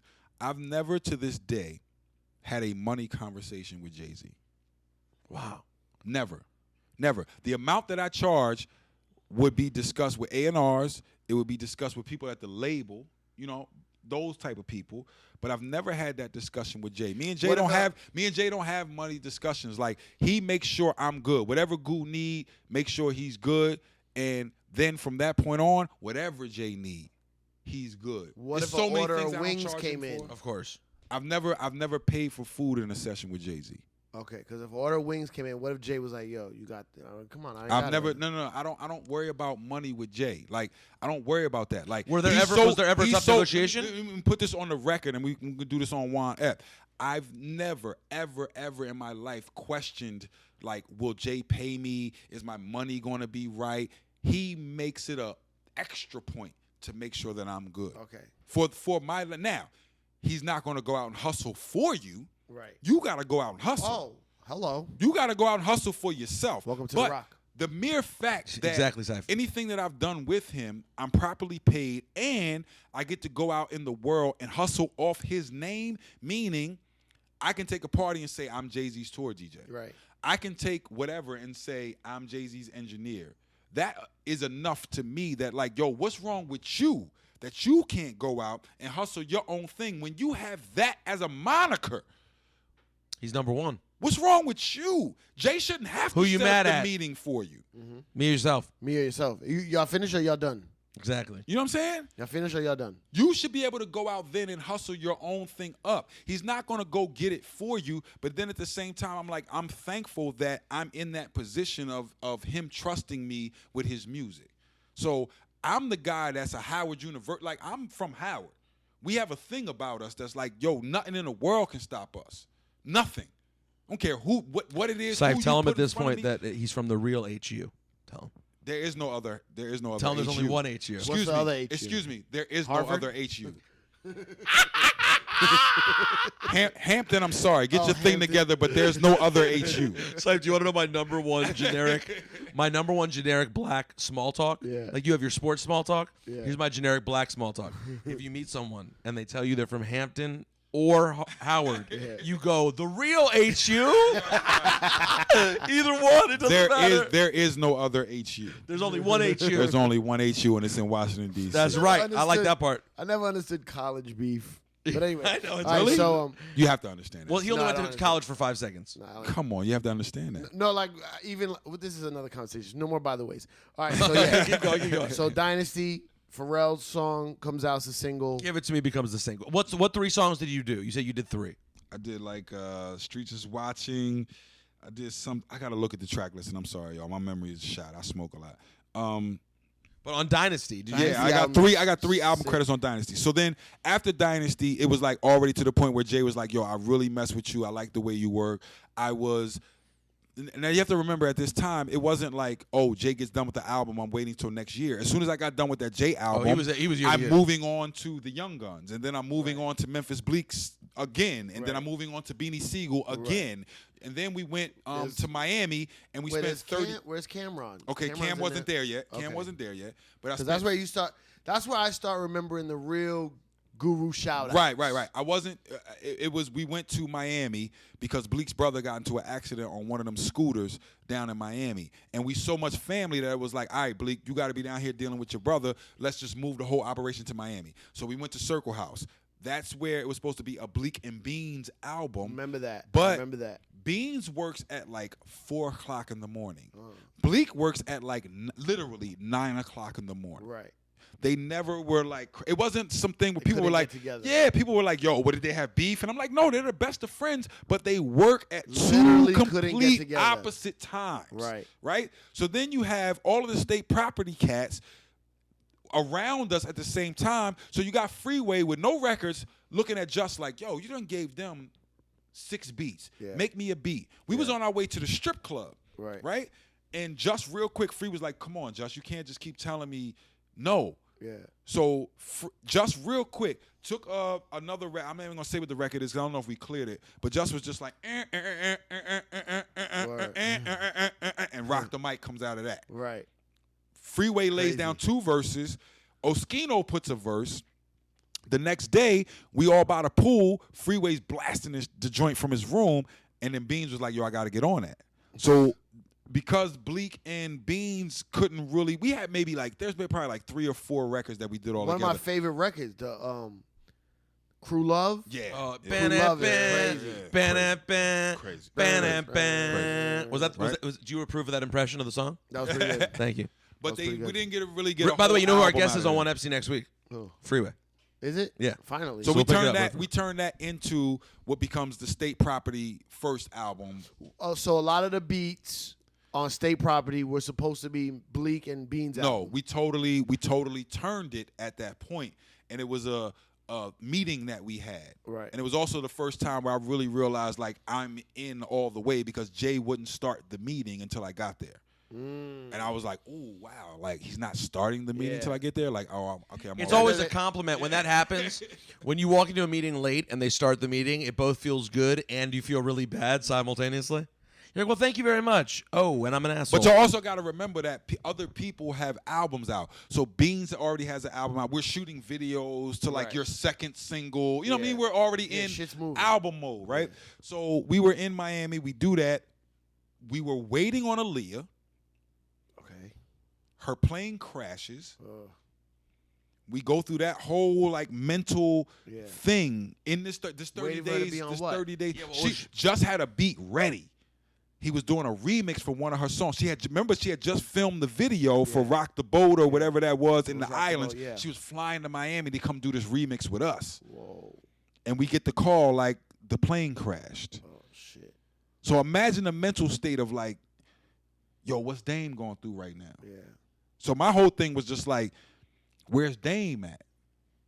And was he like somebody go grab him? Yeah.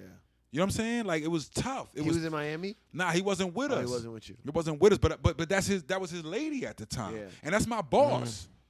So I feel, you know what I'm saying? Like my emotional. Was she around before that? She was always. The illest Aaliyah story I could tell you was like the first day I met her, Dame brought her to Baseline. And it's like, you know, it's Aaliyah. You know what I'm saying? So I said, hey, how you doing? You know what I'm saying? Whatever. I'm not like all up in your face. The next day, she came back again. And I didn't say nothing to her. And she was like, you not going to speak? Like on some regular hood, yo, you not going to speak to me? Yeah. Like, But we just met yesterday. What's the weird? Can I get into some nerd talk? Please.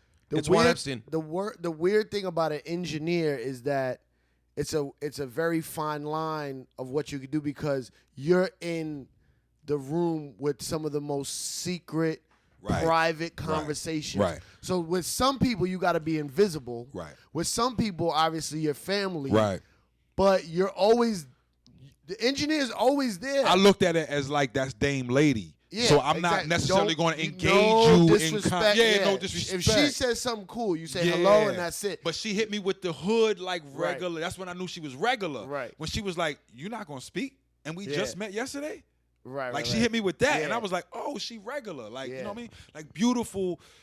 Yeah, she was beautiful cool. personality, man. Just like very down to earth and very like I was shedding a tear because I seen how it affected my crew. You know what I'm saying? Well, that's also a weird experience when you just got to meet someone and then they pass. Yeah. I find that I've had that happen a few times, and I find that to be a really weird experience because you know that you connect, even on that small level, you connected with her. You had a moment. Yeah, it was and weird. so when they're gone, you're like, I'm hurt. Yeah. Even, I didn't know her well, but I just got to know her. I was hurting for her, but I was more hurting for like my crew.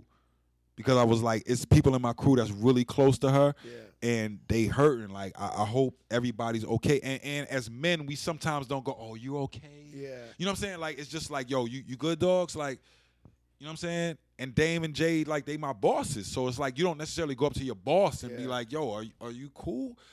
But it was like, it was a heavy thing because of what she meant to music and just to my crew personally. Like you're dating the guy that's even before the head of dating, my they crew.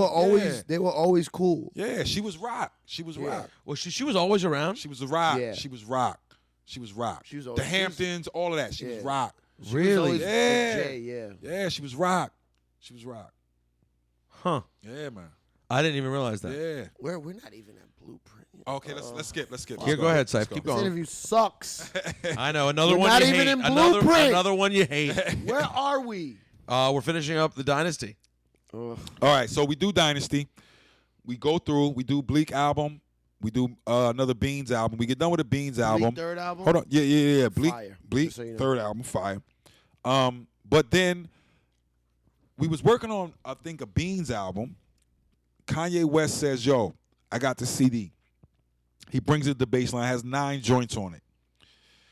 Who's Kanye at the time? Just a producer. Just a producer. But you know him from D-Dot days. No, he's a Rockefeller producer. He's produced stuff for No, us. I know, but I'm saying. So but now you it's know him both. from You've known him before. both. This is the Kanye that has been spitting rhymes to us when everybody's going, yo, fam, just pay me the beat. Right. Like all that rhyme, Yeah. play me the beat. I know him from Derek, where I'm like, yeah, he can rhyme, Right. but right now you're killing the beats. your beats, yeah. Like, do the beats. Yeah. So he brings a CD with 9 joints. That's on a Friday. By Monday, we had 7 songs for the Blueprint. That's how good that CD was. Oh, to see his beats. That Kanye brought. Wow. Ooh. The other 2 that didn't make it out of the 9 was Alicia Keys with Most You Don't Know My Name. Right. And, Why'd you say Alicia Keys with Most? He's in the video. Yeah, he's Got in it. he's Thank in you. the video. And a Ludacris. Ludacris ended up using that 9th beat. One, I can't remember the title. Of the song. Oh, yes. But the other ones, we messed with. They didn't all make it to the album, but he cut to all of them. Right? Wow. So Where then, are those? Where are those versions? hey, man. So you have, You have 'em. Yeah, so what of you're course I saying have is 'em. so what you're Yeah, saying of is course I real have 'em. quick. Just want to establish this. Yeah. You are saying that you are in possession of At least Kanye 4 West or produced 5. Jay-Z songs that never came out. I have a million of those. We've never That's heard. not really Did an he use the exclusive. rhymes for anything It's else? an exclusive for us. All right, we're No. taking it. So those No. are. When people hit me with the, yo, how many undone Jay-Z songs do you have or unreleased? And I'm like, yo, I have a million of them, but they're not released for a reason. Yeah. We either didn't like the song or he maybe did one verse and never came back to it. Like, it's Right. not fair. Like, my biggest question this past weekend, I was like, yo, who has the key to the vault in Paisley Park? Yeah. 10,000 songs they're saying. How do you present that music? Yeah, If Prince is the complete, like, I produce it, I engineer it, I do all of that, it's not gonna be how do you know that what's on those drives is the way that Prince wanted it to be heard? You don't. You don't. It's never going to be right. So it's like, I can't just be like, yo, I'm going to release this. And it's not the way that Jay wants it to be heard, because he stopped it before he even finished it. So it's like, you'll never hear it. But there have to be some joints in there that you think are fire. I do, but it's not my music. Right. It's Jay's music. Now, let's understand something real quick. When it comes to the hierarchy, Jay is the general. And my job is to make the best him. So whatever he wants done, that's what I go and do. My opinion is going to always be with us. I'm the guy that they know, like, yo, this is the underground opinion. This is the barbershop talk, blah, blah, blah. But I might have missed Bonnie and Clyde. I didn't really like that record. Me neither. You understand what I'm saying? But it sold us. It played on your radio station. Of course. You understand what I'm saying? You made it sound right. And you make it sound right because Jay has a bigger vision than what maybe me and you have in terms of our direct audience of underground. Mm. You know what I'm saying? That's when I first learned, when Jay was like, Goo, I could rap for you all day. Yeah. That's nothing. I could do these little intricate rhymes and have y'all bigging me up all day. Yeah. I'm making these records to sell these albums. Yeah. Lyrically, Crazy. I want to be Talib Kweli. Mm-hmm. But you understand what I'm saying? I got to sell these records. He bigs up Talib. He talks about the roots, but he's like, the reason that they're on the level that they're on is because they're not going to make this type of record that can go here. And I had to learn that. I had to learn sometimes that, like, as good as an MC as he is, sometimes you need to shut up and go, and I wish I never met her at all. It gets better. Or another. Mm-hmm. That's tricks. We call those tricks. Put the trick in there so the audience can sing along. Will you say that? Is that a conversation? Yeah. Put a trick in there? Yeah, put a trick in there. We'll listen to songs and be like, it don't have no tricks in it. Meaning, me and you gonna love it. We're gonna analyze the lyrics and we're gonna do all that. My daughter is not gonna get all that. Kanye is a master of tricks. A master. Kanye doesn't even need a chorus because you sing along to random parts that he drops throughout the whole But verse. this is important for why. Now we rap nerd now here, right? Here we go. Hashtag. This is important for why when you say, yo, why is New York City not popping? Because y'all lack putting tricks into y'all music. Put the tricks. Why y'all? Put the tricks. Why is it y'all? Let's be real. Y'all can't. You two can't say this, but I can say this. He's talking right? to himself though too. I very much love my new generation. You understand what I'm saying? I don't like the old dude. I'm 42 years old. I don't like the dudes that come in and be like, I don't like this music. No, I am the biggest supporter of A$AP Rocky. I am the biggest supporter of a Smoke DZA. I am the biggest supporter of those movements because I want to see New York go. A$AP 12e is my son. I love him to death. Another person that I would take a bullet for. You understand what I'm saying? 12e. Look, 12e. Yes, nice. And Nas is my favorite one out of all of them. Yeah, Nas is great. Nas is my favorite MC. So I look at Rocky as being the head and like, yo, you be the flamboyant superstar. The girls love you, all of that. Like, be the head of it, right? Let Ferg be the, like, turn up. Yeah. We're going to do this, but also recognize that Ferg got lyrics, bars, too. Don't sleep. On his joints. Ferg is growing to be one of my favorites. That album, the new album is fire, by the way. Support Not even that right the new now. album, the last album. Well, that's lyrics on them I was late on it. Ferg is he got lyrics on them joints. Yeah, but now, his new album just dropped. 12e is who you might catch me in the city with. That's who I'm going to be on the phone with. That's who I'm going to check in and be like, you good? When Yams pass, I'm hitting 12e because I'm like, are you good? That's my son. I love him. That's my son. You know what I'm saying? But Nas is who I'll be like, yo, he be spitting. Right. And I've never met Nas in my life. He's just who out of the crew that I really love. So funny. It's funny because Pro Era has a similar thing. Now, Joey, the same thing.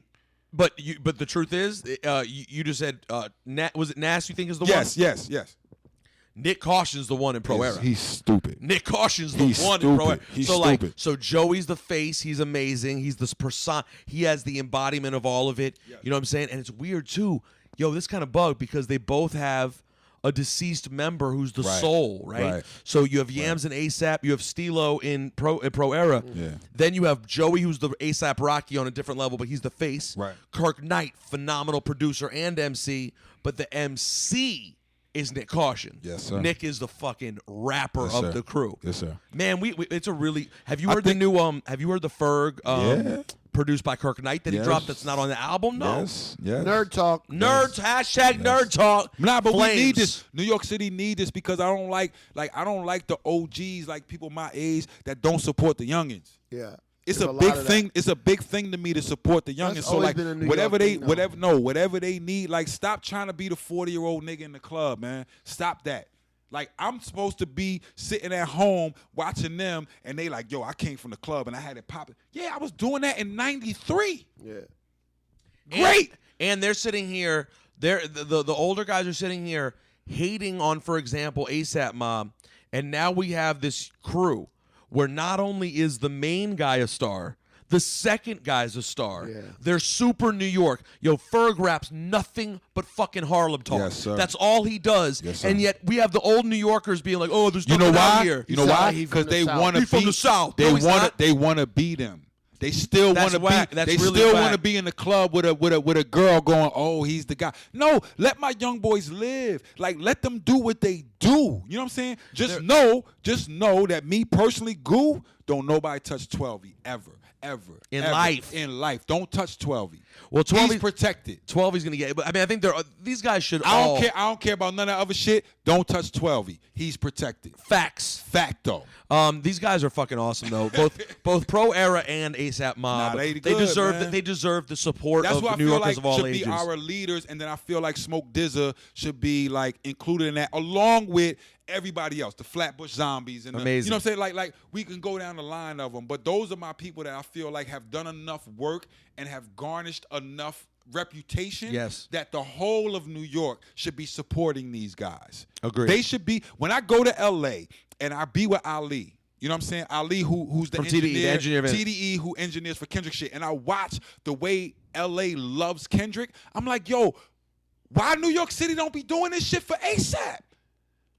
They the same thing. Why are y'all not supporting them the same way? They should be able to lock out any 3,000 Yo, this is my seat arena with no problem. this is my favorite talk that I hate the most, right? Now I know, but it's real talk. No, It needs to be this said line because right the here. OGs don't fucking want to But admit to that this shit. is why man. New York is fucked up, right? When you talk to an old head from Harlem, like, yeah, I fuck with ASAP. Yo, what part of Harlem he from? I never seen him. Shut the fuck You're up. old yo. as shit, bro. Ask your grandson if he's seen Nah. him. These the young new fly niggas. Is you jealous of them because they fly? Is you jealous of them because they got the girl that you want? Is you jealous of them because they got the record that's popping and you 45 and you still trying to get a popping record? No, support them. The way that you be an OG is to go give them your experience and let them live off the game. Yo, don't sign this contract. You should really be doing this, and this, because when I was young, I didn't see that. I fucked up, and here's what happened. I fucked up. This whole Here you interview go. is fucked up. We haven't touched the Black album yet. Or Kanye's album. Okay, let's go. No, I'm sorry. I'm going home. So where are we, Syph? Blueprint? Kanye brought the beat. Kanye brings the beats. Oh, that ends up being Right? the Blueprint, of course. In from a Friday to a Monday, we made about 9 records. Because at the same time that Kanye brings this CD, you got Just Blaze in the B room. Just Blaze sticks his head in the A room while we're recording some records, and he's like, "That's where we going? The soul samples and the got y'all. Cool." Steps back in the B room, starts going to work. You understand what I'm saying? This is where the Blueprint comes from. Then we make the calls to Eminem, and we make the calls to. Did Eminem send his verse or come and do it? Nah, he sent it. That was an already done record. Renegade, Renegade was an already done record with him and Royce the 5'9". And he took Royce's vocals off of it, sent it to Jay. Like, Jay might not even know that. One but that I moment. knew. One ep On that facto. moment. Hold on. Do you You're have that saying version? I don't have that version. You don't have the Maybe vo- ask Royce. But this is a fact. What Royce has, he's probably upset about it. No, Hold he's on, not so you're upset. telling- He's not- no. This is the reason. When that was going on, Royce had a deal. Basically, the record label said, we're not clearing Eminem twice for the Royce the 5'9" album. Oh. We're going to give Royce one So he Eminem picked look. whatever the other one. Rock City or whatever it Renegade was. was just sitting there, right? M sends that to Jay, but I know for a fact, I'm an underground guy. Like, I knew that Royce already had a verse on there. So then he sends it, and it's like no Royce verse. J and M make a great record, and it's like, okay, great. That's great for us. M verses or the verses with the verse that's on the Royce joint. That's weird. Hold on, It's Guru. not weird. It's great. No, verses. Guru, it's hold amazing, on. But Guru, hold on. This is a fact that is important. It's a moment. Okay. People debate those verses a long time. What you are saying is, Eminem's verse was done. Yes. Hove got to hear that verse. Yes. And rhyme accordingly. Yes. Okay. So when people judge that verse, they should know Hove got to hear what M's verse was. Yes. M didn't hear Hove's verse. He heard it afterwards. They did Afterwards. too. Yeah. And he didn't redo it. So Nas, No, but he did. He added to it. Yes. He added another verse. Yeah. You both go back and forth. Yeah. Yeah, 'cause they have a You second. both go back and forth. They have two verses on the Right. Listen to the record. They split. Yeah. They do a who verse did the each and beat? split. M. M did the beat. So Nas says We wasn't M looking. killed you I on your own absolutely was record. not looking at that as competition. I was looking at that as like, yo, two of the greatest are getting on a track together, and they're talking about being renegades, and they both came from their own standpoint. I thought it was a great record. Of course it was. What do you mean? It's one of my favorite records of all time. At that Really? at that Arguing moment, I love that record. You think it's the best Eminem production ever? at that moment, the No. battle wasn't between M and J. It was between M and Nas. I mean between Jay Jay and and Nas. Nas. Right? It was between Jay and Nas at that moment. We weren't looking at Eminem as competition. No, I'm not saying that. I'm just saying people say, when Nas said Eminem killed you on your own shit. on your own record, the verse I was already don't there. believe it. They both spoke true from their perspective. Where M couldn't speak what Jay is talking about. Because Jay's talking about being from the hood and what those things mean. You understand what I'm saying? And M is talking about being a renegade in music and pop culture from his perspective. So how can you compare those two things? They're just two great MCs. See, but again, I'm this with you. is where we get into. This is why the arguments between MCs is different between best and greatest. Okay. Because what Eminem did vocally on the verse, I guess I could say is better, but the way Jay-Z overall sounds on the verse is different. So I mean, it's and by the way, I consider Jay-Z to be greater than Eminem. I mean, from a personal standpoint, but I mean, man, that moment right there, Cypher, That was a great moment. It's a great moment in hip hop. it's one of the great moments of all time. Unlike this podcast. We're Cypher, not gonna get done. We're not gonna get done. it's okay. We're not gonna finish. But Guru's very accessible to us. He'll come by again. There's never a part two. There's never a part two. There's never a part All right, two. so yeah, go ahead. So then, all right, so Blueprint gets made.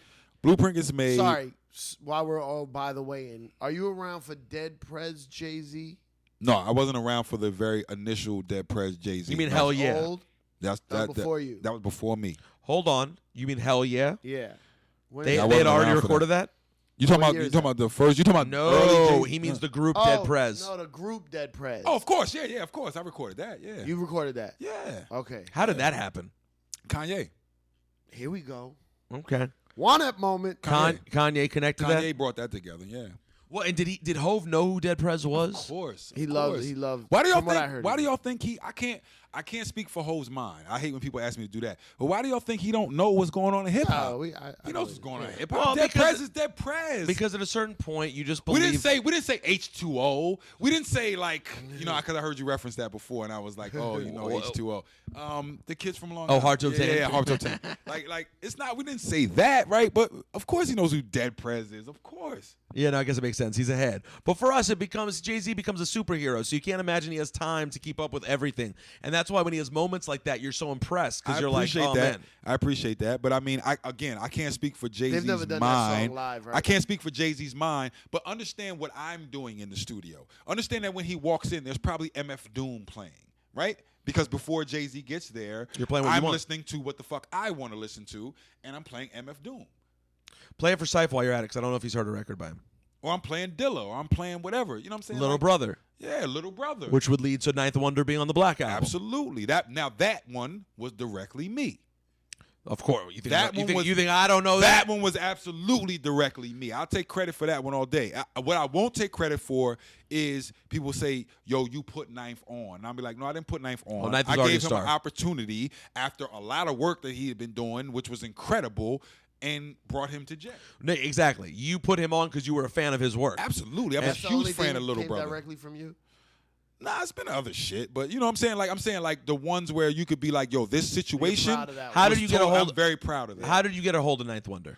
It was a guy named T that was filming Fade to Black, right? So I'm sitting there and I'm bumping the Little Brother joints, and I'm like, yo, how the fuck is they in North Carolina making music like this by themselves? And I'm like, nah, this can't be real, because a lot of times you meet the producer and it's like, nah, it's really the little homie in the basement. And I was like, this music is too good. And T was like, yo, I know that cat. And I was like, yo, for real, get him on the phone right now. So he calls Ninth, and I'm like, yo, I don't know who you are, but this music is incredible, and I would really love you to come up here and play some stuff for Jay. So then I hit Quest, and I was like, Quest, hit Jay, and tell him about Ninth. Quest Love? Hold on. The guy that... Guru, I got it. I thought maybe Quest the Mad Lad. I got it. What if it was Quest the Mad Lad? Syfy means the drummer from The Roots. Okay. So say Quest Love. He happens to have a nightly show. He's on Jimmy Fallon every All night. right. What if it was Quest the Mad Lad? Well, why would it be that though? I hit Quest, and I was like, yo, like, double up on this with me and, like, tell Jay who Ninth Wonder is. And then Jay agreed to it, and then Ninth came up.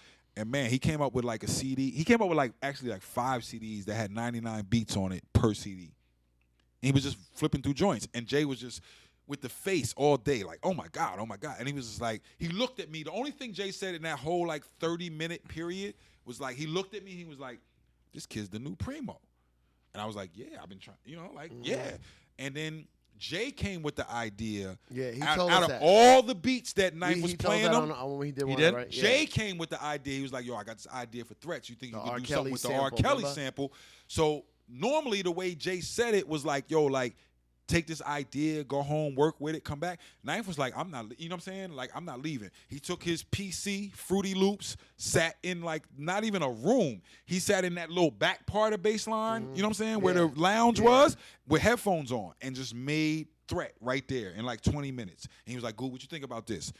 With just a chop. And I was like, ooh, that's it. Put some drums to that. He put the drums to it, played it for Jay. I put that knife in you. It was it. I gotta ask you a very right then and there. Guru. I gotta ask you a very important question for my life. I just want the honest answer. Okay. After the Black album. How am I gonna get home? It's mad late. No, we're gonna wrap up here. We're gonna wrap up. We can't wrap up. Well, you got more. You know, we're not even. All right, go ahead. the train still runs, by the way. You're fine. I live above the train. I know I'm scared.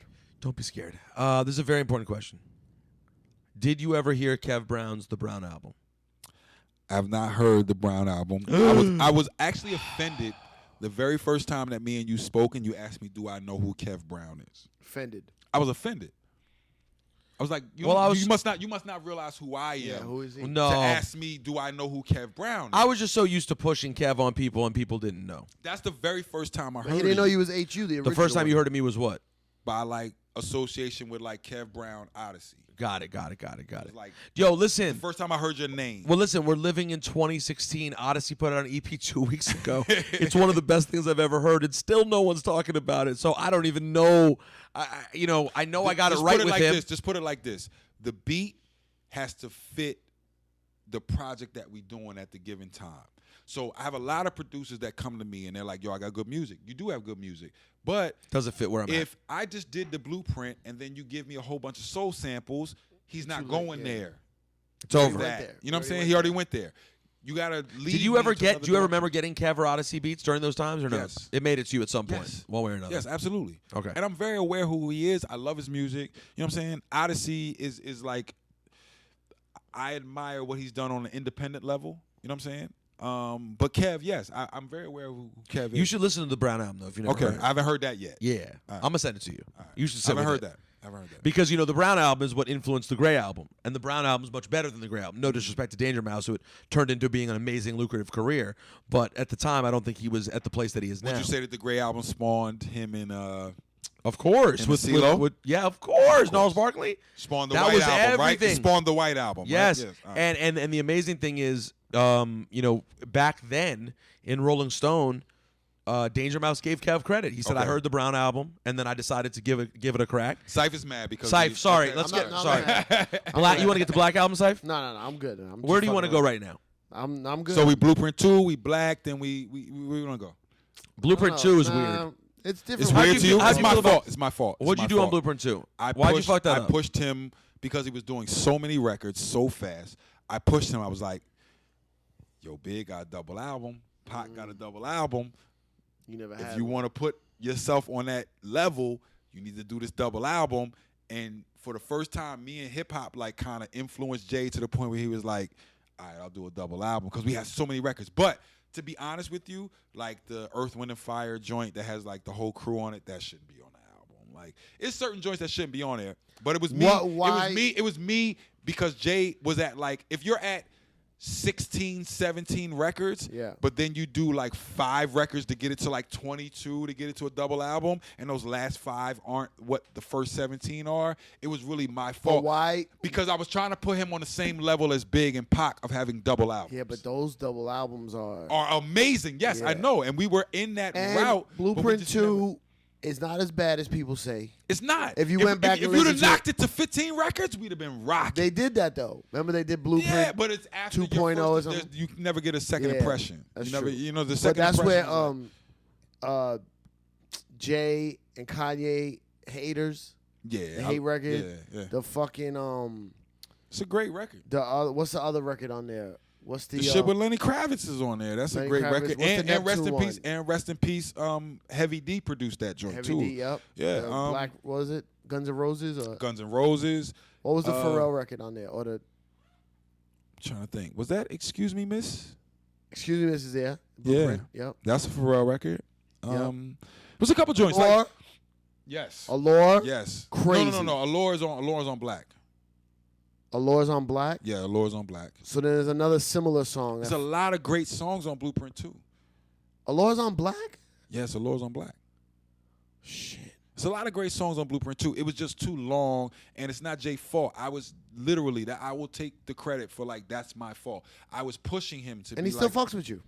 Yeah, but it doesn't matter. It doesn't matter at this point. See, this is the thing. This What's is the the thing thing? with me. Nerd talk.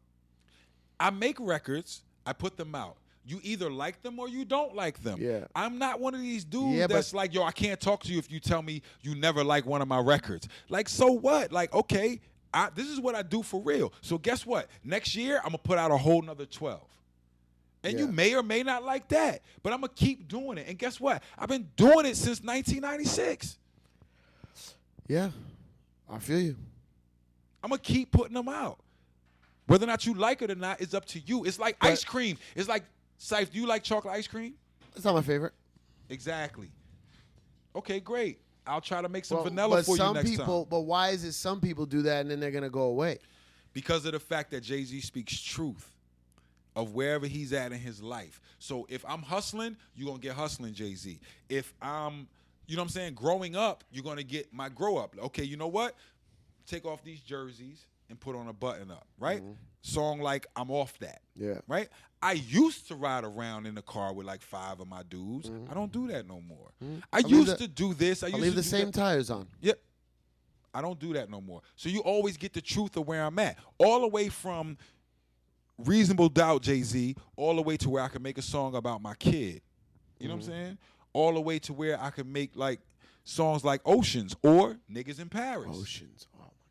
Good record. You know what I'm saying? You did Throne? I didn't do Throne. So what happened is when Kanye... Washington's one of my favorite albums. Yeah, no. Mine too. When Kanye's people work, I let them work. Like, you got to understand, we got to respect what's the scheme of what things go on. When Timberland gets in the studio, he has an engineer that he works with. Very direct. I step back. Do you do even Jay's to the point, vocals? Even yes. I'll do that. But even to the point where some of the Magna Carta stuff, I'll go to the studio, I'm sitting there for 2 days, and it's like, I'm not doing anything. I'm just like adding comments. So like, I don't need to be in these sessions. Y'all do that. I'll wait till y'all get done. When it's Watch the Throne, that's all Mike Dean and you know what I'm saying? Are and all you those there guys. or no? For like maybe 1 or 2 times. But then I'm not the hangout dude. I'm not, if I can't put a PO in, I'm not hanging out. Right. Play me the records when you get done. I'll give you my opinion What's a about it. PO? Purchase order. Oh, if you're That's not, how oh, engineers got it. get If you're not That getting means paid. you're getting paid. Right. If you're not getting paid, you're If not I'm not hanging getting paid to be there, you know what I'm saying? There's no need for me to just hang out. I'm going to wait for the tour. I'm going to do my after parties. I'm going to do whatever we got to do. You know what I'm saying? But we have very specific like ways that we work, and I'm not stepping on the toes of everybody else that's there. You see what I mean? So it's like, call me when the record's done. I'll come listen to it. So you don't have those masters or records or sessions. I have everything. You have everything. Every Throne record you got because you had to do the vocals. because I go on tour, because we need stems for the tour. Need everything. Because Got I need everything. Eventually, at some point, I'm gonna have all of the. So shits. because you double up in your work, you're engineer and your tour DJ. What happened was the industry completely went kaput in 2007, 2008. Right. MP3s come in, everything drops. Jay is my man, so he's like, I see what's going on. You know, before when it was like I would get done with a Jay-Z album and flip to a Memphis Bleak album and a Beans album and a that's not there no more. Yeah. So his solution was like, yo, come on tour with me. Right. You DJ, come on tour. Who was with this me. DJ before you? Scratch did it for a while. No, Neil Armstrong.